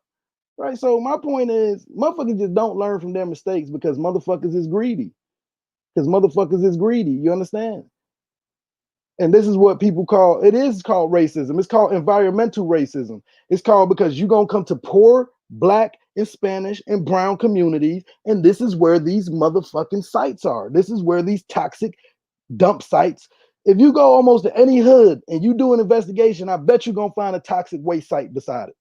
Go to any neighborhood that's got minorities in it, that's got the poorer echelon, the lower class people in it, borderline middle class. Even if you think you're middle class, go check. And I guarantee you, somewhere in the vicinity of your kid's school, there's a fucking toxic site somewhere. There's a toxic site. There's a pipeline underrunning your water supply. I guarantee it. It's more likely than not that if you had any type of intelligence, you just do a little digging for your area where you at, you gonna see like, oh shit, this is mighty close. And if it ain't there yet, it's going to be. And that's called environmental racism, because we're gonna put all this toxic shit that causes cancer, that causes all these underlying conditions, that causes all these mental health issues. We're gonna put all this toxic shit and we're gonna store it by these people. I'm trying to tell you, it's racism because they ain't putting it in their fucking neighborhoods, and it ain't going to the schools that's by that. It ain't going by the schools that their children go to. So if it ain't racism, what the fuck is it? If they believe that it's okay, if they truly believe that it's okay, why the fuck they ain't putting them in? Why they ain't putting all the dump sites in suburban neighborhoods? Why do you really find dump site in suburban neighborhoods? If it ain't got nothing to do with race, right? If it ain't got nothing to do with race or class, then why the fuck ain't none of these toxic sites in suburban or wealthy neighborhoods? Right? Why? You ain't gonna see the shit in Tom Hanks' neighborhood, right? You ain't gonna see the shit in the suburbs, in many suburbs, because everybody know the suburbs is mainly where you're gonna have the upper class white folks stay. No, they're all of, yeah, it's environmental, it's called environmental racism. They put all the toxic chemical sites, all the shit that causes cancer, all the shit that fucks up the water, all the shit that fucks up the food for my kids to eat. They put it all next to the neighborhoods that people like me live in. They put it all, that's called environment. You are making a strategic, knowledgeable calculation saying, hey, we're going to put this chemical dump site here. We're going to put this toxic waste site here because we need to keep it far away from us and our kids. We're going to put it next to these people and their kids, right? Again, if they didn't think the shit was something wrong with it, if it didn't have nothing to do with racism or race, then why the fuck when they put it next to their children? No, they say, hey, we're going to keep this shit away from our children. Where can we put these toxins at? Oh, let's go over there and put it by them people. Who's them people? Brown fucking people. Brown people. Show the racism. Okay, just come to my neighborhood and I'll show you a lot of my classmates and friends that I grew up with that's in their 30s right now that's got cancer. Some of them in stage 4 cancer. Where you go, when they go to the doctors and doctors telling them, I don't know where you get it from. It ain't come from smoking, it ain't come from drinking. This is type of cancer, 70-year-old, 65-year-old people get. This is old man or old woman cancer. We don't understand how you got it, right? Just come to my neighborhood and I'll show you. It's because the same thing they did in the 80s in the Bronx, New York, right? They don't give a fuck, right? They was using paint with lead in it. They had been stopped using paint with lead in it in certain areas, mainly where white folks stay. But where they was doing our projects and our buildings where we grew up at, they was using lead paint and lead every fucking where. They didn't give a fuck. It was nice and cheap. Fuck it. When they knew better, right? They knew better than they knew that lead was fucking with people, fucking with kids. So my point is, if it ain't racism, then you got to tell me what it is. If you know better not to put these toxic dump sites, if you know better not to put these toxic waste sites next to you and your children, when I say you and your children, I'm just talking about white folks in general that lives in the suburbs, upper class, what they consider upper class, right? We got all these different classes and shit, what they consider middle to upper class, right? Suburban areas. No, don't put that shit here. We don't want to get our kids sick. We don't want to take the chance. So where should we put all these? Where should we put it? We know that it's poison. Go put the poison over there by those folk. Go put the poison over there by those neighborhoods. Who stays in those neighborhoods? Oh, Black and Spanish people stay in those neighborhoods. The white people stay in this neighborhood. What I'm telling you is the majority of the poison sites, the majority of the waste sites are in Black and brown communities. They're rarely in white communities, if at all. Because when they do get in white communities, or if they try to put them shits in predominantly white communities, those people know how to band together and say, fuck no, you ain't putting this shit here. And a lot of times they don't even try, because the first step is, okay, we gonna dump this. Listen, this is what they do. I'm gonna give you an example of what they do. This is literally, you can look it up how it works. What they do is they use the resources, they use all the positive from it, right? So whatever chemicals or whatever they're using, whether it's farming or whatever you're talking about, they use all the positive for it and all of the poison shit, all of the pesticides, all the chemicals, all the shit that's poison. They take that shit from where they're at. After they use it, they take that shit from where they're at, drive that shit across the country, drive that shit across town, and dump that shit where I'm at. Right? So they get all the benefits. They get all the benefits, all the pluses, all the upside.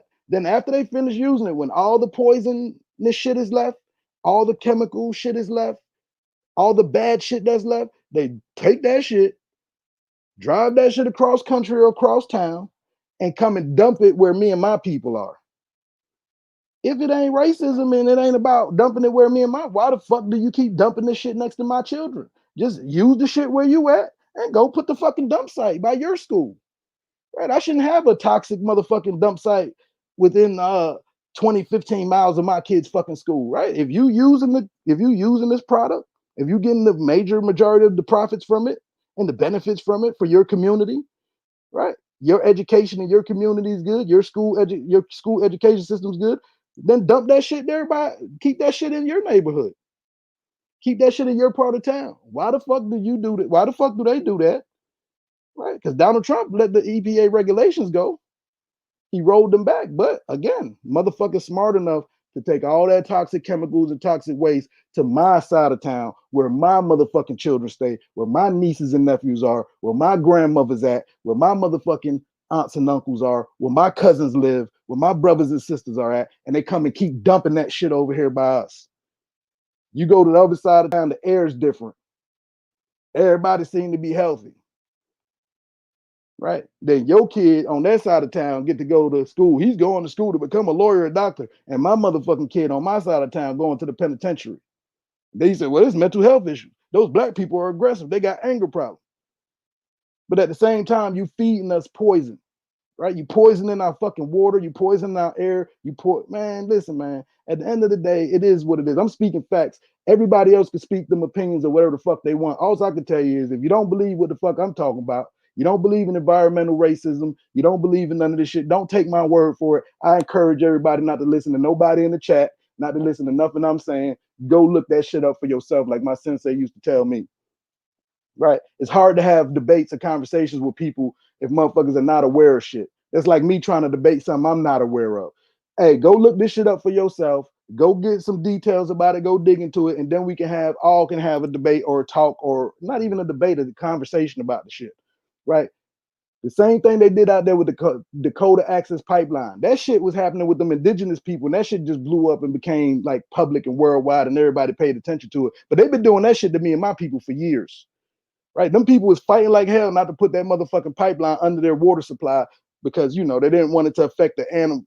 This is the way these people survive, right? These indigenous people, they gonna, if the pipeline busts, if there's a leak, then that's gonna fuck with the water supply. If it fucks with the water supply, that's gonna fuck with the food they eat, right? If you don't got water and food, then what do you have, right? Without water and food, your economic security is fucked up.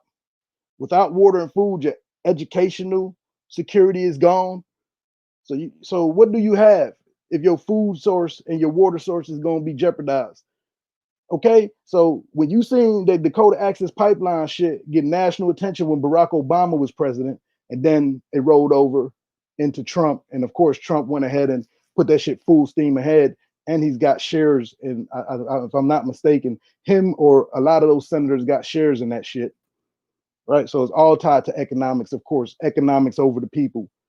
That ain't even gonna last. Money is just an imaginary fucking thing. The only reason money is valuable is because we make it valuable. So it's not even like the money is even a tangible thing that's even got any weight to it over a human life, right? But either way, I'm not even gonna get that deep into it. So what I am saying is, you seen that Dakota Access Pipeline. A lot of y'all may have heard of that and remember that shit. That happens all the time in the hood, unaware and unbeknownst to you. Just check in on it. Google the shit. I mean, this is what I don't understand about people. Just Google the shit. You don't got to take my word for shit I say, right? You got access to Google. It's like back in the day when our parents, the smart, educated ones would use the library. They used to say, if you want to hide something from a person, put it in a book. Well, it's unbelievable to me that them same rules still apply to 90% of the population, especially when it comes to our community. Anybody that got any type of our genetics in them, like you want to hide something from a nigga, put it in a book. Right, just Google the shit. You don't even have to go to the library. You can sit on your fucking fat ass. You can sit on your lazy ass, and you can just Google the shit. You don't even have to get up. Right, just Google it and just look into it. Just look into it, and then look at where all the damn toxic sites are. Look at where all the toxic sites are. Look at all the counties that have fucked up water. That's even worse than Flint, Michigan. Look at where these are. Right. So they're going to be in minority held communities and neighborhoods, and they're going to be in the low class neighborhoods. Even if they're not black, they're white, but they're like, that people would say that's trailer park trash or the bottom of the barrel. These type of poisonous motherfucking dump sites, right? These cancerous, infecting, destroying the water supplies that we have to drink to survive. I don't give a fuck about getting no good job and making no goddamn, $100,000, $200,000 a year. If I'm gonna be feeding my kids poison, right? The only reason it would be to try to make some good money is to get the fuck away. And then they say, well, Denzel Washington and all these black actors, why are they moving out the hood? Why do the rich people, when they get rich, move out of the hood? Because they smart. That's why. It's deeper than what the fuck you think. You think people move out the hood because they don't want to be around Jay-Z and them. They moving out the hood because they don't want to be around black folk. No, because people are educated. People have children, and people love their children. People love their wives. People love their families. So of course you want to get the fuck away from the poison, because everybody know that the hood is where they drop the poison at. Not just drugs. Fuck the drugs. Fuck the drugs. Drugs, you can get addicted, you can get off, you can maybe have some rehab, but it's hard to goddamn get off, change some shit when you got cancer riddled throughout your body. Again, it's hard to go to rehab when you're dead. So when you see motherfuckers say, why do people get wealthy and they always seem to leave out the hood and don't want to come back? Because they probably know, because they educated, right? They made their wealth and they get the fuck out. And then everybody got this, it's natural, right? You got this natural wanting to get the fuck out. Right when I was born, right after I reached a certain age, it was a natural pull. Damn, I need to get the fuck out of here. I knew something wasn't right. I couldn't really put my finger on it. I know I'm not. It's not that niggas is violent or I'm scared, because I grew up. These are my family. These are my cousins. These are my damn. And I was good where I was at. Like my daddy was good. I was good. Everybody knew me. I wasn't like, it wasn't that none of that shit. But I still had this pull to want to get out. I need to get the fuck. Something's pulling me to get the fuck out of this situation. Right. And as I grew up and started checking into this shit and reading, I said, oh, these motherfuckers been poisoning my people for years. This is a natural human instinct. This is why people got the instinct to get the fuck out. Right? You wonder why you got that instinct, because you right this whole time when you thinking something ain't right. It ain't that I'm scared. It ain't that I'm trying to get out because I'm trying to get away from these niggas or them niggas. I'm scared. I love black folk. That's all my whole. That's all we around. I'm always around black people. So it ain't that I'm trying to get away from. I'm around all people, white people too. But I'm just saying my family is black. All right, it ain't that I'm trying to get away from. I always go back and visit them. But I wanted to get myself in a better situation so my goddamn kids didn't have to grow up there. Because I know as I start educating myself, I said, oh, these motherfuckers been poisoning us the whole time. That's why my brother's goddamn 36 years old and he's got stage 4 cancer. And when he went to the doctor told him, well, this cancer ain't the type of cancer that comes from smoking and drinking, son. We don't know why you got this. We can't call it. You shouldn't have it. This is very rare. Right? Oh, they poisoning us. That's why I want to get my children away from this shit. So when you see black people and then black people say, oh, look, they leave out the hood, they'll never come back. They just try to get out, they move out the hood, man, they ain't real. No, man, you just stupid. You thinking because motherfucker got out the hood because he's scared. He got out the hood, he don't even come back to the hood because they ain't nobody scared. They're scared of fucking poison. Because we know that these ignorant motherfuckers and dumb motherfuckers is trapped there and unbeknownst to them, right? It ain't even their fault. When I say ignorant, that means not knowing. When you ignorant, that means you don't know something. That don't mean it's right. But ain't nobody innocent, right? You got the guilty, the ignorant, and the motherfucking unlucky. Ain't nobody innocent. Everybody suffer, right? You got the guilty, the ignorant, and the unlucky. Nobody innocent. So when you got the ignorant folks that's in there wondering why LeBron James and motherfucking Jay-Z is, oh man, he part of the Illuminati, man. Look at them. They ain't even coming back to the hood. He got out, he don't even come back. He don't show no love. Nigga, cause y'all being poisoned, you dumb fucks. You don't even know it. Go look in your neighborhood in Brooklyn, in the Bronx, all around the city, and find out where the major dump sites and the motherfucking chemical sites and all that poison being dumped at. And then look at the proximity of your home, your project, your neighborhood, your brownstone, and your motherfucking kid's school and your job. Right? Look at the dump sites. They come away from Buffalo, New York, and upstate New York and different places and come into the city and dumping that shit where there's millions and millions of black and brown and Spanish people at. They don't dump that shit out there where they at. They take all those fucking chemicals, all those pollutants, and they drive that shit all the way into the city to dump it. So New York City don't get no revenue from that shit because they ban shit like fracking and all this shit throughout the city. So even though New York City and the people in New York City ain't getting no income from that, they get none of the benefits of plus sizes, but they still come into the city and dump all the toxic waste into the fucking city. So that's another dumbass thing that Democrats made a big ass blundering mistake on, right? They banned fracking and all this type of shit in New York City and in these areas in Democratic run cities. But what these motherfuckers allowed and didn't do, so now you don't get no revenue from it. You ain't getting none of the plus side. They can't invest in the schools. They can't send their money to education because they ain't getting none of it. But what they didn't denounce and what they didn't stop is them bringing truckloads of that toxic chemicals and toxic waste into the city and dumping them at dump sites all around the city next to my kids and your kids. So don't tell me about no fucking environmental racism don't exist. That's motherfucking environmental racism. That's the white folks over there on that side of town where it's hunky dory at, taking all of them toxins and all of that poison and driving them all the way over here, hundreds and thousands of fucking miles to my side of town and dumping that shit because they ain't doing it in no white neighborhoods. Because if they did do it in white neighborhoods, it would be a fucking outcry in this country. And white folk would not stand for that shit. Right? White folk would not stand for that shit. So when I say environmental racism, that's what I'm talking about. When motherfucking group of people make conscious efforts because they know this is poison, this is bad, this is harmful, this causes cancer, this causes death, this causes mental illness. Right? They give me all this shit about how they want to protect life. Right? We're pro-life. We're pro-life. Whose life are you pro-life for? Right? If you fucking pro-life, how can you create these toxic ass, fucked up ass chemicals and all this waste and know what it is? Because that's why I say they know, because they won't put it where they live, where their kids sleep, their heads at. You pro-life, but you gonna come over here and destroy me and mine. But you, hey, no, you can't have an abortion. You want motherfuckers to be forced to bring babies into this cold, harsh, ugly ass world so you can have them be born and then you can what, torture them by poisoning them and shit? We're gonna be pro-life and force a mother to have their children, no abortions, no woman's right to choose, no family's right to choose. You gotta have the baby to term. But once you have the fucking baby, we'll poison it and we'll make it suffer. These motherfuckers are diabolical. So I'm not on that side for a whole host of reasons, but it ain't all the same reason that everybody not on that side for. Right? So at my goddamn, what I'm telling you,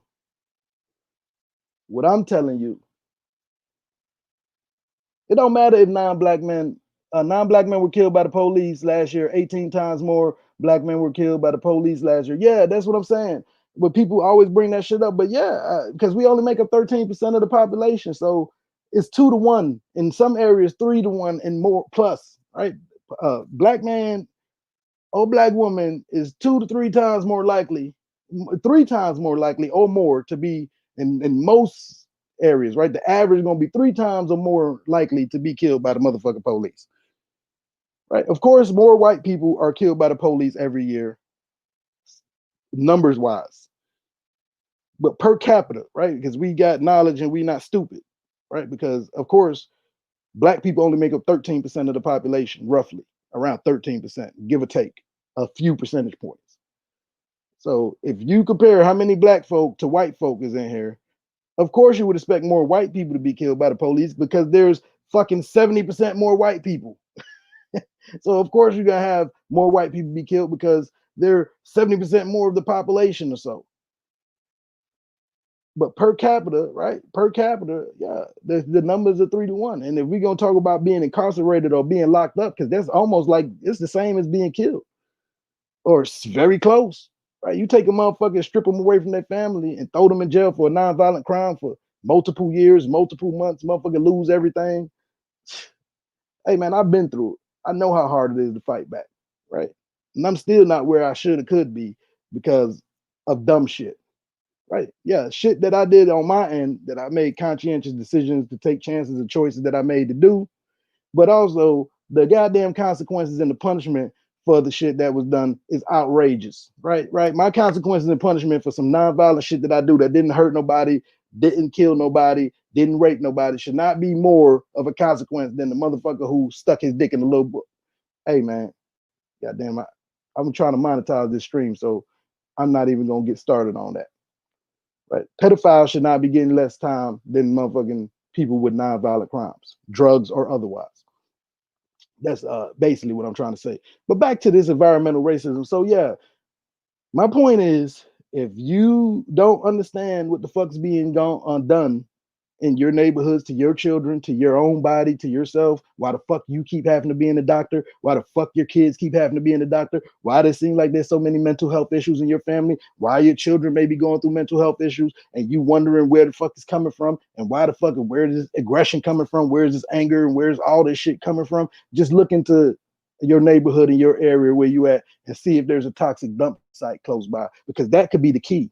Right, you paying money for psychiatrists, you paying money for guidance counselors, you going crazy, you don't understand. Go check around and start doing some investigation to see how close in the vicinity is the nearest poison toxic dump site next to you and your family. Right, because that could be a strong indicator of why you might be having so many health issues, mental or otherwise. Right, mental or otherwise. That shit been here, she probably don't see it in, she probably don't see in her neighborhood, boss. Yeah, no doubt. It's in, all you got to do is do a little investigation, right? And a lot of times it ain't even hid. This is the crazy shit to me. Motherfuckers like, what? Environmental racism, what's that? Yeah, that's some made up shit. Porter just made some shit up. A lot of times these fucking poison sites ain't hit, nigga. I know because I just told you. I got multiple friends, multiple family members who got fucking cancer right now. And when you go to the doctor, they don't know where you get it from. Hey, this old people cancer. You shouldn't have this. It's coming from the food and the fucking water. That's why we drink bottled waters. Where I don't drink tap. And I'm not even saying the bottled waters may be safe, but at least it gives me a sanctity of mind. At least I know that the goddamn tap water not safe, right? I'm not gonna do something I know may be unsafe and unhealthy, right? Some people, oh, the bottled water may be worse. It may be, but I know that this is fucked up, right? It's like if I know this is poison for sure, And this may be poison. I'm not sure. I'm gonna eat and drink the shit that may be poison, right? Maybe it is, maybe at least I don't know. If I die, I can say, hey, it's not my fault. But if I know some shit and I deliberately do it, then that's my fault. That's my fault. I got to take the death of me, my children, and anything else that occurs for me doing some shit that I'm knowledgeable about, and I choose to do the shit anyway. That'll be stupidity. Doing something that I'm not knowledgeable about and I don't know no better, that'll be ignorance. And I would love to always fall on the side of ignorance than stupidity any fucking day of the week, right? Because doing something and knowing better and knowing the motherfucking outcome, that means you stupid. Now, if you do something and you don't know, that just means you was ignorant to the fact and sometimes, shit have happened, but it's not your fault necessarily. You still gonna suffer the consequence. But I'd rather be ignorant than stupid any day. And a lot of people are just fucking stupid. A lot of people are stupid because you have the means. Nigga, you on YouTube with me right now. All the people that come through here, you on YouTube with me right now. You could go look this shit up for yourself. I'm gonna drop a link in the chat. Go check this goddamn video out for yourself. Go check this little short movie out. It's a documentary. This shit will change your life.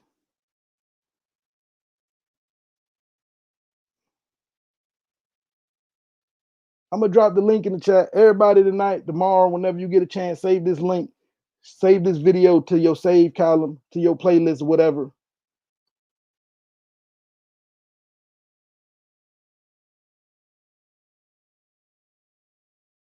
Right, save this documentary, save this movie. It's a short, it's only about an hour and some change long.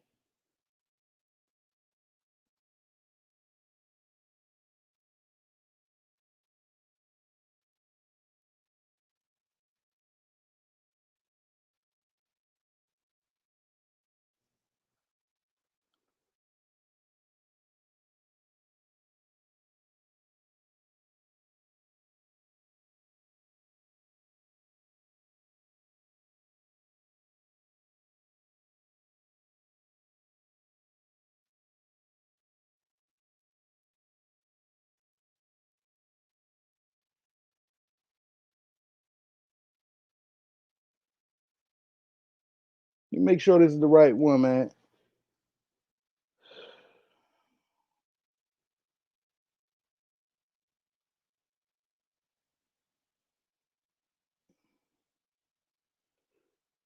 I ain't with all that Green New Deal shit neither, because that Green New Deal is some bullshit with it too.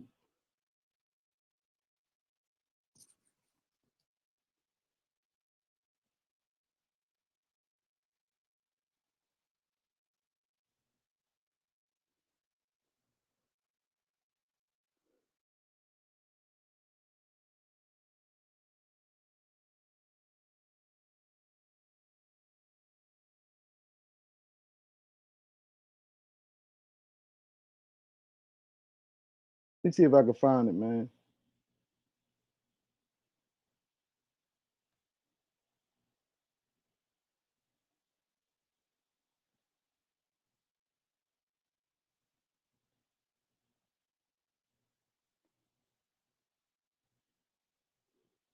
I don't know. I thought I saved this shit, so I'm gonna have to find it next time.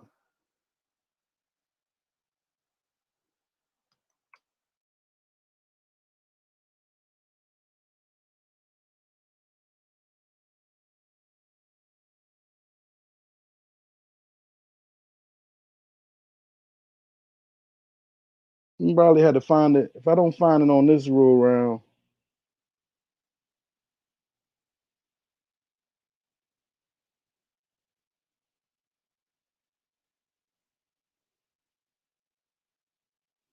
this shit just gonna break down in layman's terms all the shit we dealing with and how capitalism and the economics behind shit really is what drives everything. Even for these climate change motherfuckers, right? It's all about basically.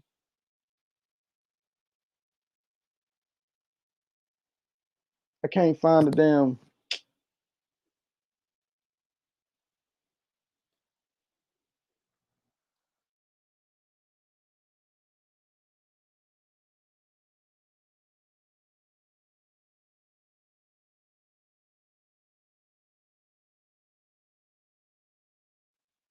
Okay, here we go. Boom. I just found it. Okay, good. Here we go. I'm gonna put this link in the chat, and y'all motherfuckers just go ahead and watch this. It's about an hour and a half long, man, but it's worth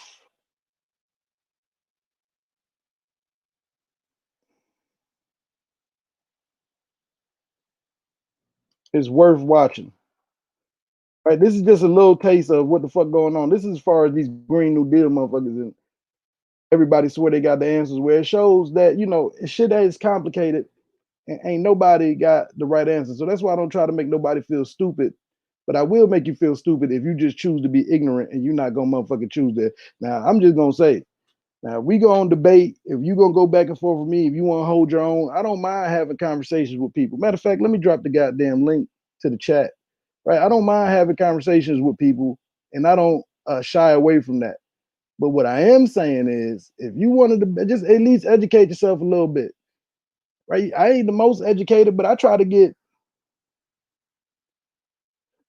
right. If I'm gonna state some shit, if I'm gonna say some shit, I try to be as factual and talk about shit I know about as possible. So first of all, I don't look like a goddamn asshole. Second of all, I don't look like a liar. Third of all, I'm not putting out false information and bad information out there. So then eventually motherfuckers say, well, they can't trust. I can't trust what that nigga say. That nigga . Always talking bullshit or.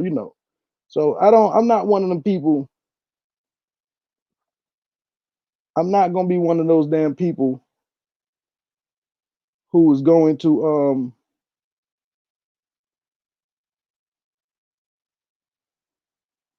I'm trying to make sure this is the video that I want to. This is the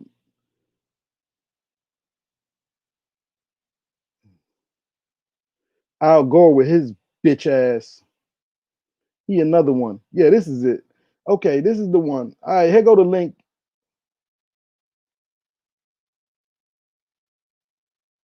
Right, it's got almost 10 million views. So if you ain't seen this shit yet, you need to see it.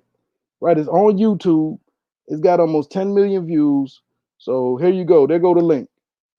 Right, hit the link. All right. And this gonna show you that ain't nobody got the right answer. So even motherfuckers with all this like, oh, climate change, we need to go to green energy, we need to get off of fossil fuels. That sound good in theory. But even with all the technology that we have and as smart as we think as we are as humans, it's just like going from something that's already fucked up to something that's even more fucked up. Right. So if you look at it, isn't because there's no real solution because we consume too much fucking energy. So tell the motherfuckers that they're gonna be able to get off fossil fuels. Tell the motherfuckers they're gonna be able to get off greenhouse gases before this time. And we need, man, it's almost impossible because every technology we have is fueled by that. Right. It shows that even the power plants that they're talking about turning into solar plants and turning into, geo fuel and all this type of shit, even those gotta be motherfucking backed up by fossil fuels, right? Because if the solar plant go, for instance, if it's cloudy out, if it's not enough sunshine, what are you gonna do for the millions of people who's on that grid? Well, you got to have a backup plan, right? And like a backup generator. Well, the backup generator for that plan is always gonna be the motherfucking nuclear power plant or the coal plant, right? So we always gonna consume this shit and need it for energy, right? Because that's like the backup. So even if you see in your area, they might say, "Oh, we building this new fucking nuclear plant, right? We're gonna go with clean energy. We building this new clean gas plant, right? Natural gas plant. We're gonna go with clean energy. But that damn plant that you see or they're telling you about is also backed up by a motherfucking plant that's ran on fossil fuels. Because if something happened to that, so it's all intertwined, and in most of these places still, even if it's like 40% ran by clean energy or 30%, 70% of it still ran by fossil fuels and shit. Right? Because guess what? All the shit that you need to melt this shit down, if you're using wood chips, for instance, all the shit you need to take the trees from out of the fucking forest and bring it to the plant so you can generate this energy. Guess what you got to use? You got to use backhoes and you got to use bulldozers. And guess what all these motherfucking equipment that we use? All the equipment we use fossil fuels. So it's all bullshit.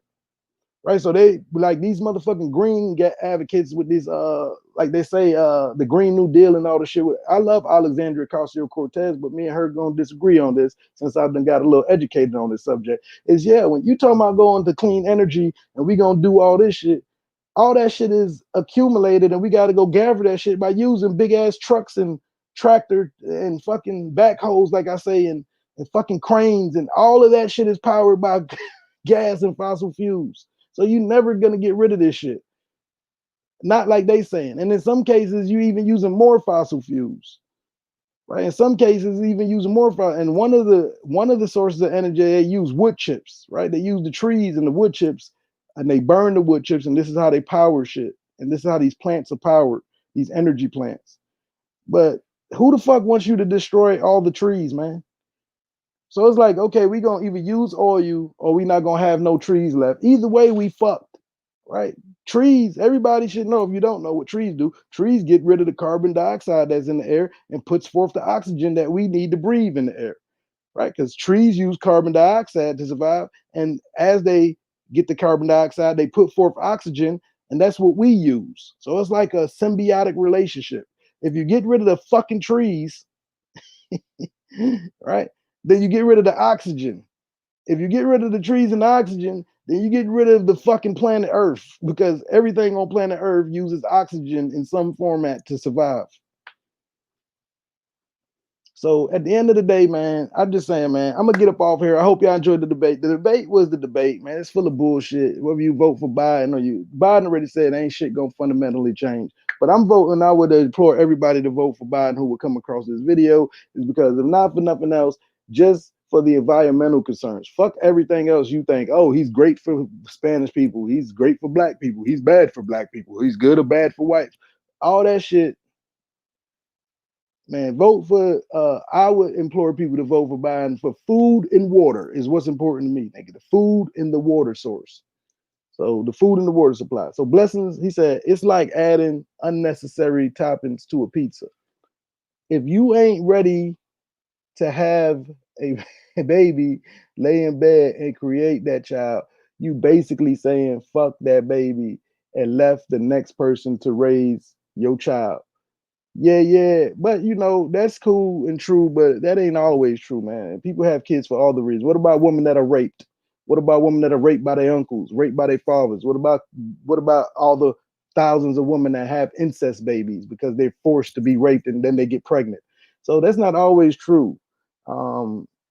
And in some cases, a parent may give up a baby and it's for the best logical decision, and it's a responsible decision. It'd be worse to actually keep the baby and raise it in a fucked up environment, right? So there's all shit is not black and gray. And I always say, man, there's always caveats, man, and you can't just go. That's not, I don't agree with that, Moto. Like, there's all other reasons why women may have babies and can't raise. Like I say, I'm gonna just give you one just to throw out there. That's just a simple one. Everybody can think, oh, what if she was raped and got pregnant? Like, she didn't ask for the baby, and so there are all type of situations. And this shit happens all the time, right? Women are raped all the time. Women get pregnant all the time. And then everybody don't make people want to fucking have sex because it feels good, and they might be on a pill. Their birth control might fail, the rubber might break. They wasn't responsibly. They was trying not to have the baby, and then they might get pregnant and have the baby because of, like, again, the birth control might have failed. That little point, half a point, percentage point that it can happen, or the rubber broke, right? So maybe they were having sex because that's what human beings do, and we like the way it feels because it's pleasurable. But maybe they wasn't trying to have a baby. And then they got in a situation, and they was taking responsible measures not to have it, and they got in a situation where they got pregnant. Well, in that case, then you can't say, well, you knew you was gonna know. I was trying not to have the baby, and shit happens, right? So it's all type of little gray areas. Shit is not always black and white.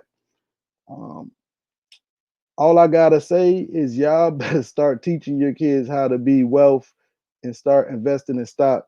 Yeah, except for the stock market just crashed and is doing abysmal right now. Right, so everybody can be wealth and invest in the stock until that motherfucker's crash and you lose everything. You don't remember when Barack Obama became president in 2008? You don't remember all the white people who were killing themselves? All the people who were rich were blowing their fucking heads off, literally committing suicide because they lost all their goddamn money in the stock market. Nothing's a guarantee, man. Ain't nothing a guarantee, man. If you want to be educated, educate your children, man. Educate your children on what's important. Money ain't important, man. Money gonna come, right? Money gonna come, money gonna go. What's important is have some fucking morals, have some ethics, know what the fuck's going on. Again, And you can have all the fucking money in the world, but if your kids are too ignorant and they've been raised ignorant and uneducated to know that their food and water supplies are being poisoned, and maybe they need to do some activism, maybe they need to find out what the fuck's going on in their community, right? It don't do no good to have all the money if your brothers and sisters is dying, unless you want to inhabit the earth by yourself. And then that don't make you very educated at all. So I would say educate people on, yes, motherfucker, get educated on the right things, and you teach a motherfucker right, money gonna come. Money gonna come, man. Money is simple. Money is simple, right? You don't even have to be that educated to make money. A lot of the people that make money ain't educated, i.e., look at Donald fucking Trump, right? A lot of people who make money ain't educated. Money is simple, especially in this day and age. Just by you being alive, just by you participating on social media, you are generating money for the country, right? You generating money. You're generating billions of dollars just by you participating. Every time you turn on YouTube, Facebook, just from your participation alone, you're creating wealth. But these motherfuckers don't give us nothing. They don't give us no parts of that. They don't give us no parts of that. I'm going back through the chat and I'm gonna read comments. Why y'all think that? Yeah, just by you being online, think about that, right? Just by you being online, you're generating and creating wealth just from your presence online alone. That's just bare minimum. Billions of dollars, right? There are millions of people that are online who are generating billions of dollars a day just by participating in YouTube. You don't even have to make no content. Just by you consuming content, you're generating wealth. The only thing is, it's such a corrupt, fucked up situation that we in, you don't get none of the benefits. It don't come to none of your communities. It don't come to none of your neighborhoods. Think about that for a minute. Just by you consuming content on social media, you're generating wealth. Just your consumption alone generates wealth.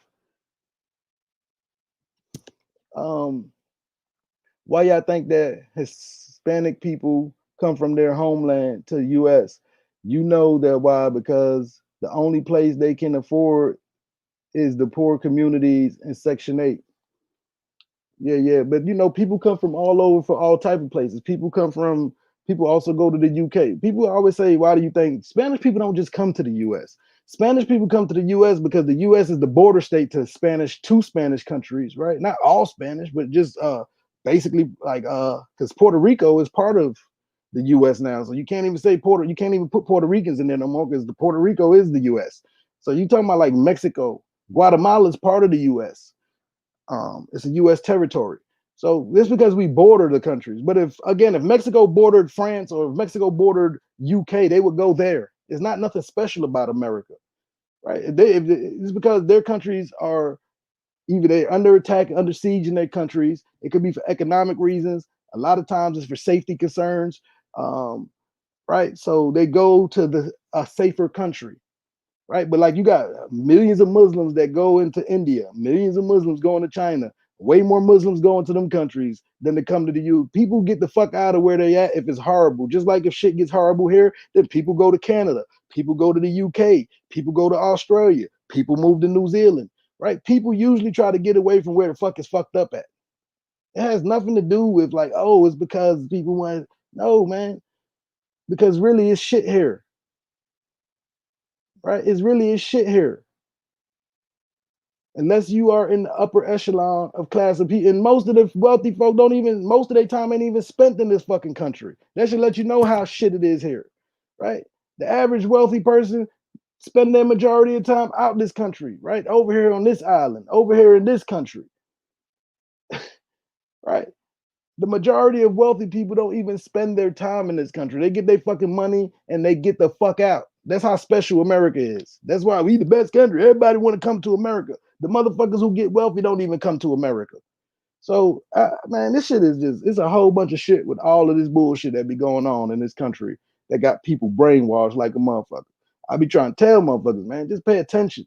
Pay attention. When motherfuckers get wealthy, you see motherfuckers be having houses here, houses there. The least amount of time where they spending their time at is in America. They come in this motherfucker, they got to work. They're an NBA player or something like that. But motherfuckers is all around the world, man. Motherfuckers, Bill Gates and Warren Buffett's They got houses all around. They keep saying Warren Buffett, I heard, you know, got a house that he'd been living in since before he was wealthy. It's a nice, modest home, small home. It ain't no mansion or nothing. But it don't say nothing about the other motherfucking houses the nigga got all around the world. So Susay say, yes, Dems push for more police, but it doesn't take away from the fact that police brutality exists. Just wanted to point that out. Moto say that shit been had. She probably don't see it in her neighborhood, boss. They treat the blacks and Spanish people the same. Of course, Moto, yeah, they treat minorities the same. Right. That's why it's hard being a minority in a majority country if the majority loses their moral compass. This is why it's important for the majority to stay attached to morality, because once the majority loses sense of morality, then it's just fucking chaos. Right? If the majority can't have a sense of morality, if they lose attachment with their moral base, their moral principles, what's just, right? The efficacy, then we are in trouble, because the minority is not going to be able to stop the majority. We need to be able to coexist. That's what I know, right? It ain't like we finna damn.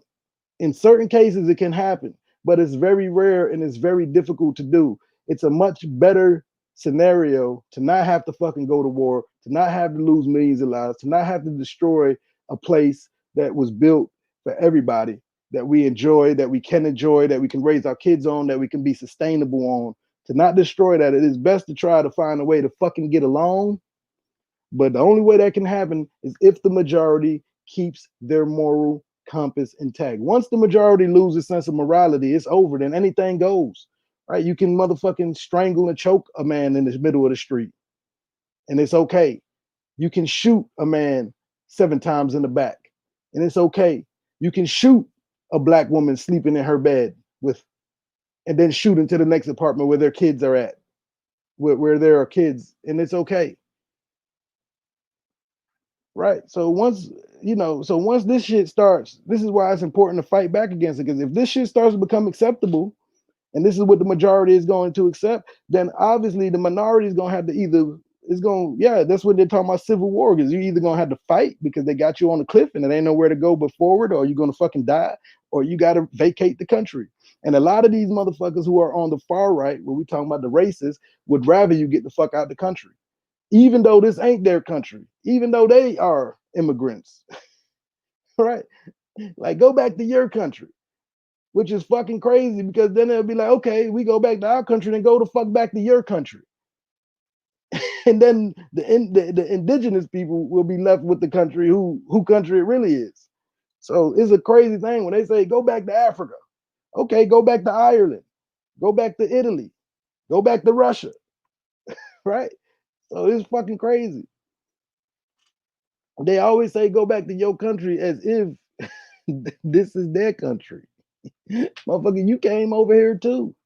If everybody went back to their country, it might be love and peace. But the same way you don't want to go back to your motherfucking country, it's the same reason and the way other motherfuckers looking at you like you stupid. What the fuck you talking about? This is my country, motherfucker. I was born and raised here.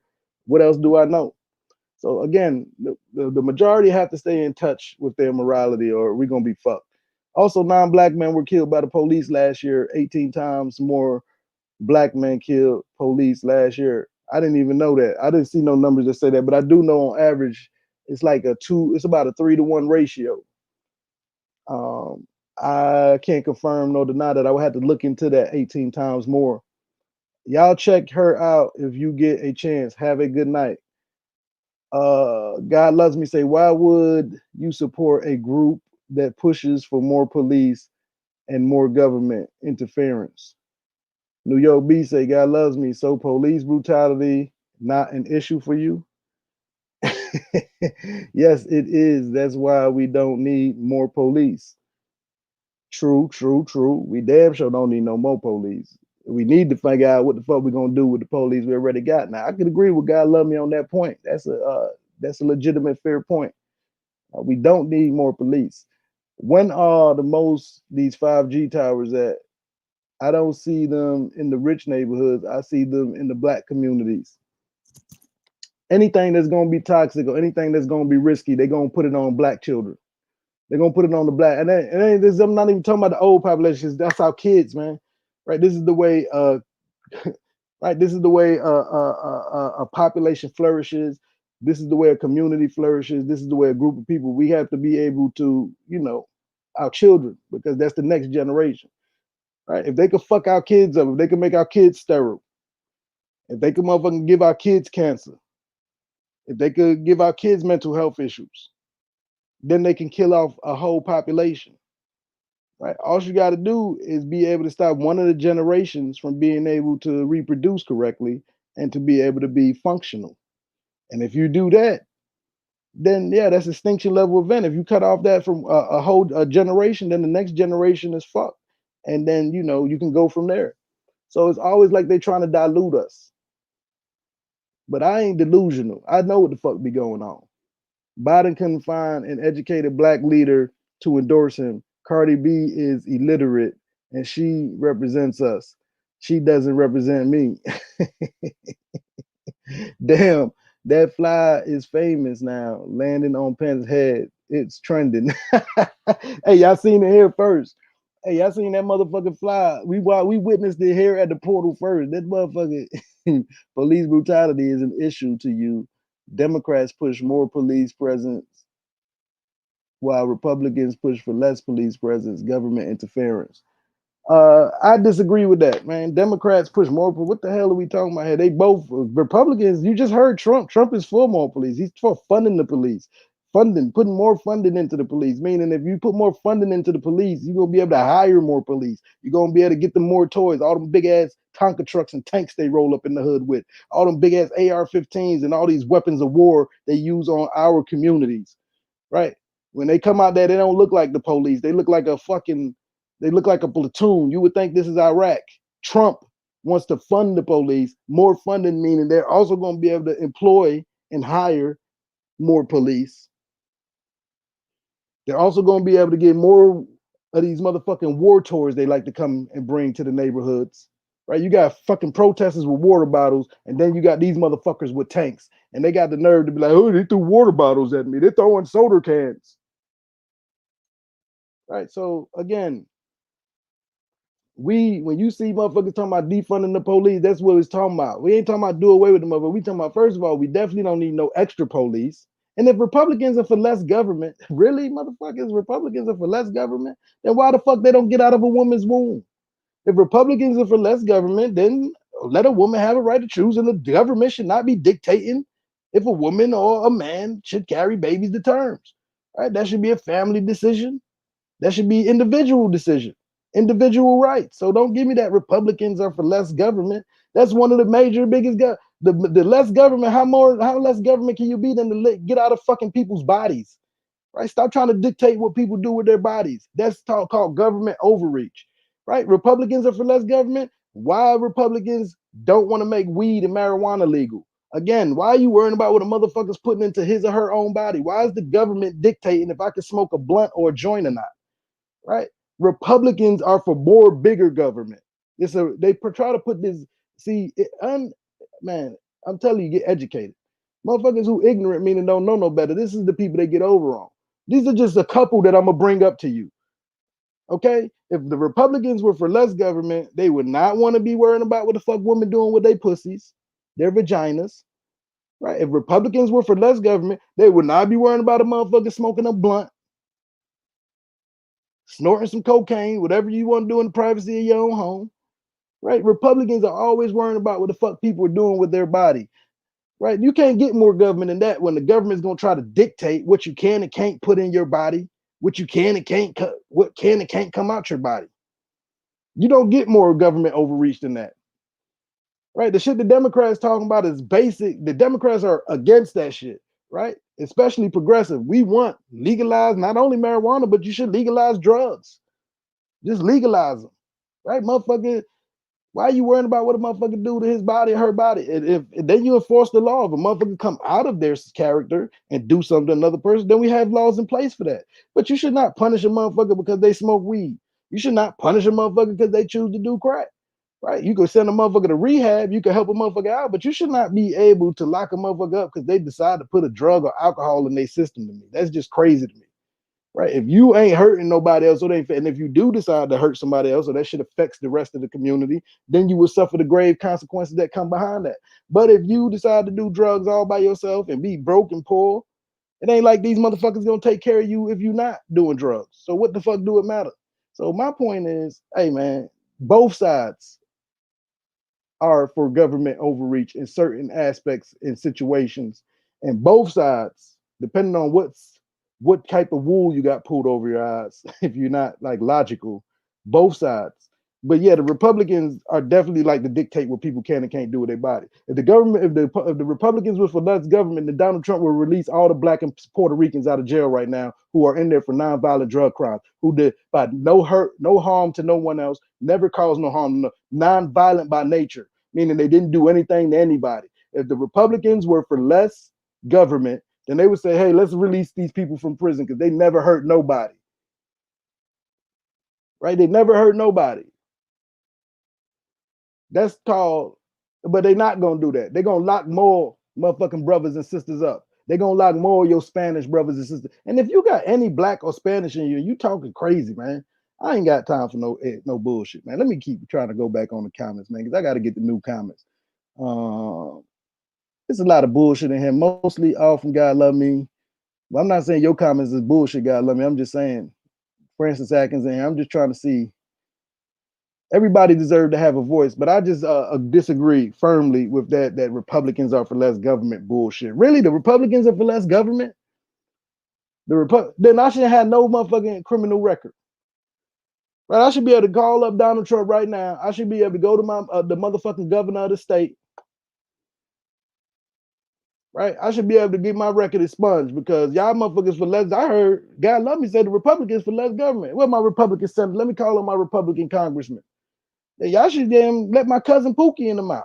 They ain't never hurt no damn body. Less government, I got brothers, I got literally uncles, cousins that's locked up right now just because they was doing and using drugs. They wasn't even selling it. So of course not. Of course they want to lock motherfuckers up and keep you in cages and shit. And that's government doing that. Right. So don't give me this bullshit. Right. So you got the far left, which I agree with. Right. You got that's why I consider myself a progressive. A lot of people like to label names. I just say, yeah, I fall more on my ideology for is more on the progressive side.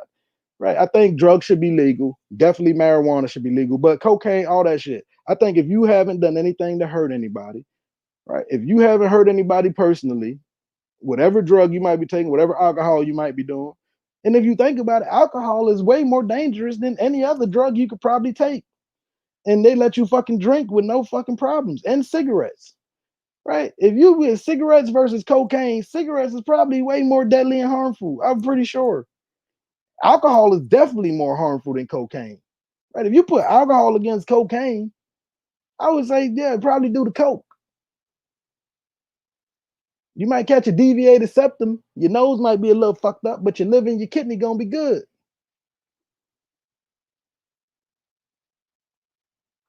Much love to everybody who's up in the building, who's up in the chat. If you can hit the thumbs up button, please do so. Sup, man? Post reloaded. Francis Atkins, I see you. Hey, y'all make sure y'all hit that link, man. Go check that documentary that I dropped in the chat out for everybody who haven't seen it, man. And like, so it's a lot of shit, right? We got about 2 more minutes. It's a lot of shit going on, man. But like I say, man, the best thing you could do is you can listen to me because I'm going to try to just spread that knowledge and open your eyes up. But the best thing you could do is go investigate for yourself, right? Let this be a bridge to hopefully get you. If you disagree with me, that's even better. I love motherfuckers disagree. I don't believe what you're saying because that's going to make you go look some shit up, right? And maybe you disagree with me and then we can have a conversation about it. We could go back and forth about it. Right? If you disagree with me,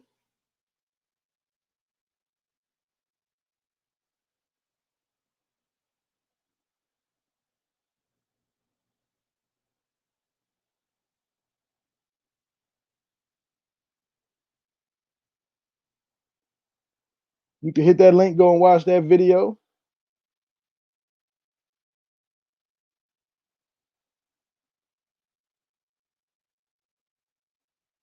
You can hit this link if you want to come up on the panel. before I get up out of here. If not, if we don't have nobody come up in the next couple minutes, then we're gonna end this live stream. But I just want to say, man, that debate really, man, I mean, nothing really was answered. I knew it was gonna be shenanigans, man. They basically can go over their talking points, right? Their talking points of shit that is already pre-recorded, pre-rehearsed, right? So basically none of them got out of pocket. The biggest part of the debate was that motherfucking fly that was on Mike Pence's head. That let you know. That fly, you know what that fly was? God gave Trump corona. And God gave Mike Pence that fly on his head. And that fly represents this. This is why Mike Pence had that fly on the head. You heard it here first. The reason Mike Pence had that fly on his goddamn head is because he's a full of shit. Flies are attracted to shit. So he's a big pile of steaming hot shit that was coming out his mouth. He's full of caca. He's full of cockamamie. He's a cockamamie ass dude, man. He's a cockamamie ass dude. The reason he had that fly on his head is because he was full of shit. Right? He's a big pile of steaming hot shit, and then flies are attracted to shit. So that's why that fly was attached to that motherfucker. It stayed there a long time too. Whales fly. Flies don't stay nowhere no long time, but on shit. Flies are attracted to shit. It was everybody in that room. Carmela ain't had one on her head, even though she was full of shit too. It just let you know they both full of shit. But Mike Pence, Mike Pence shit was steaming hot. Much love to you, Geeks Cosmics Entertainment. Much love to everybody who's in the chat. If you want to come up on the panel, you can. If not, then we're going to get out of here, man. I like to say it's been nice. It's been swell. It's been 3 hours, and I'm going to have to say farewell. Blessings, peace, and love to you and all that you cherish. Post Reloaded, Francis Atkins, Moto, goddamn Geeks Cosmic, New York Beast.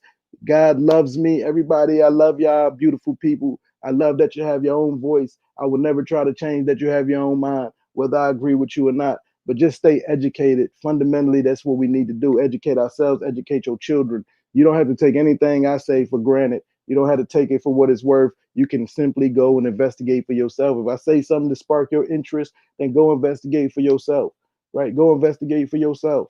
That's all I'm trying to do, is I'm trying to just spark thoughts and ideas to hope it'll motivate you to say, you know what, let me go check. Even if you want to prove me wrong, let me go. I don't believe that. Let me go check and see if Portal know what he's talking about. That's good enough. Even if you come back and you can prove me wrong with some shit, my job is done. So even if I'm wrong, I'm right, because really I just want to motherfucking enthusiastically get you to start digging and investigating shit and just open up your mind and thoughts and ideas and just learn about what the fuck's going on that's going to affect you and your community. I love all y'all, man. Right. I ain't saying that I'm right and I have all the right answers, but I just gave you my thoughts and ideas as I always do, and let the chips fall where they may. Blessings, peace, and love to you and all that you cherish. And remember, tomorrow we're going to be doing Grow Stream Thursdays. Everybody going to be able to drop their links. Everybody going to be able to grow. Everybody going to be able to vibe. Make sure y'all come through. Right. Make sure y'all come through tomorrow, man. We're going to get up out of here today. And I'll see y'all tomorrow if y'all come through. Or tomorrow, the stream starts between 8 and 10 p.m. That's Eastern Standard Time. If you come on Friday, you will be a part of Freaky Friday. We got a hot topic coming. We're doing spiritual edition on Freaky Friday. We covered the mind, we covered the body. Now we're going to cover the soul on this Friday. So Freaky Fridays is between 9 and 11 p.m. Eastern Standard Time. So again, if you can't come tomorrow, then look for the stream Friday night. All right, I'm gonna go out here, get off here, and go out there and do what I do best. I'm about to go around and show love and support to everybody. Sue Sage, much love to you, baby. I appreciate you coming through and spending a little time here. Okay, yeah, again, God bless you and good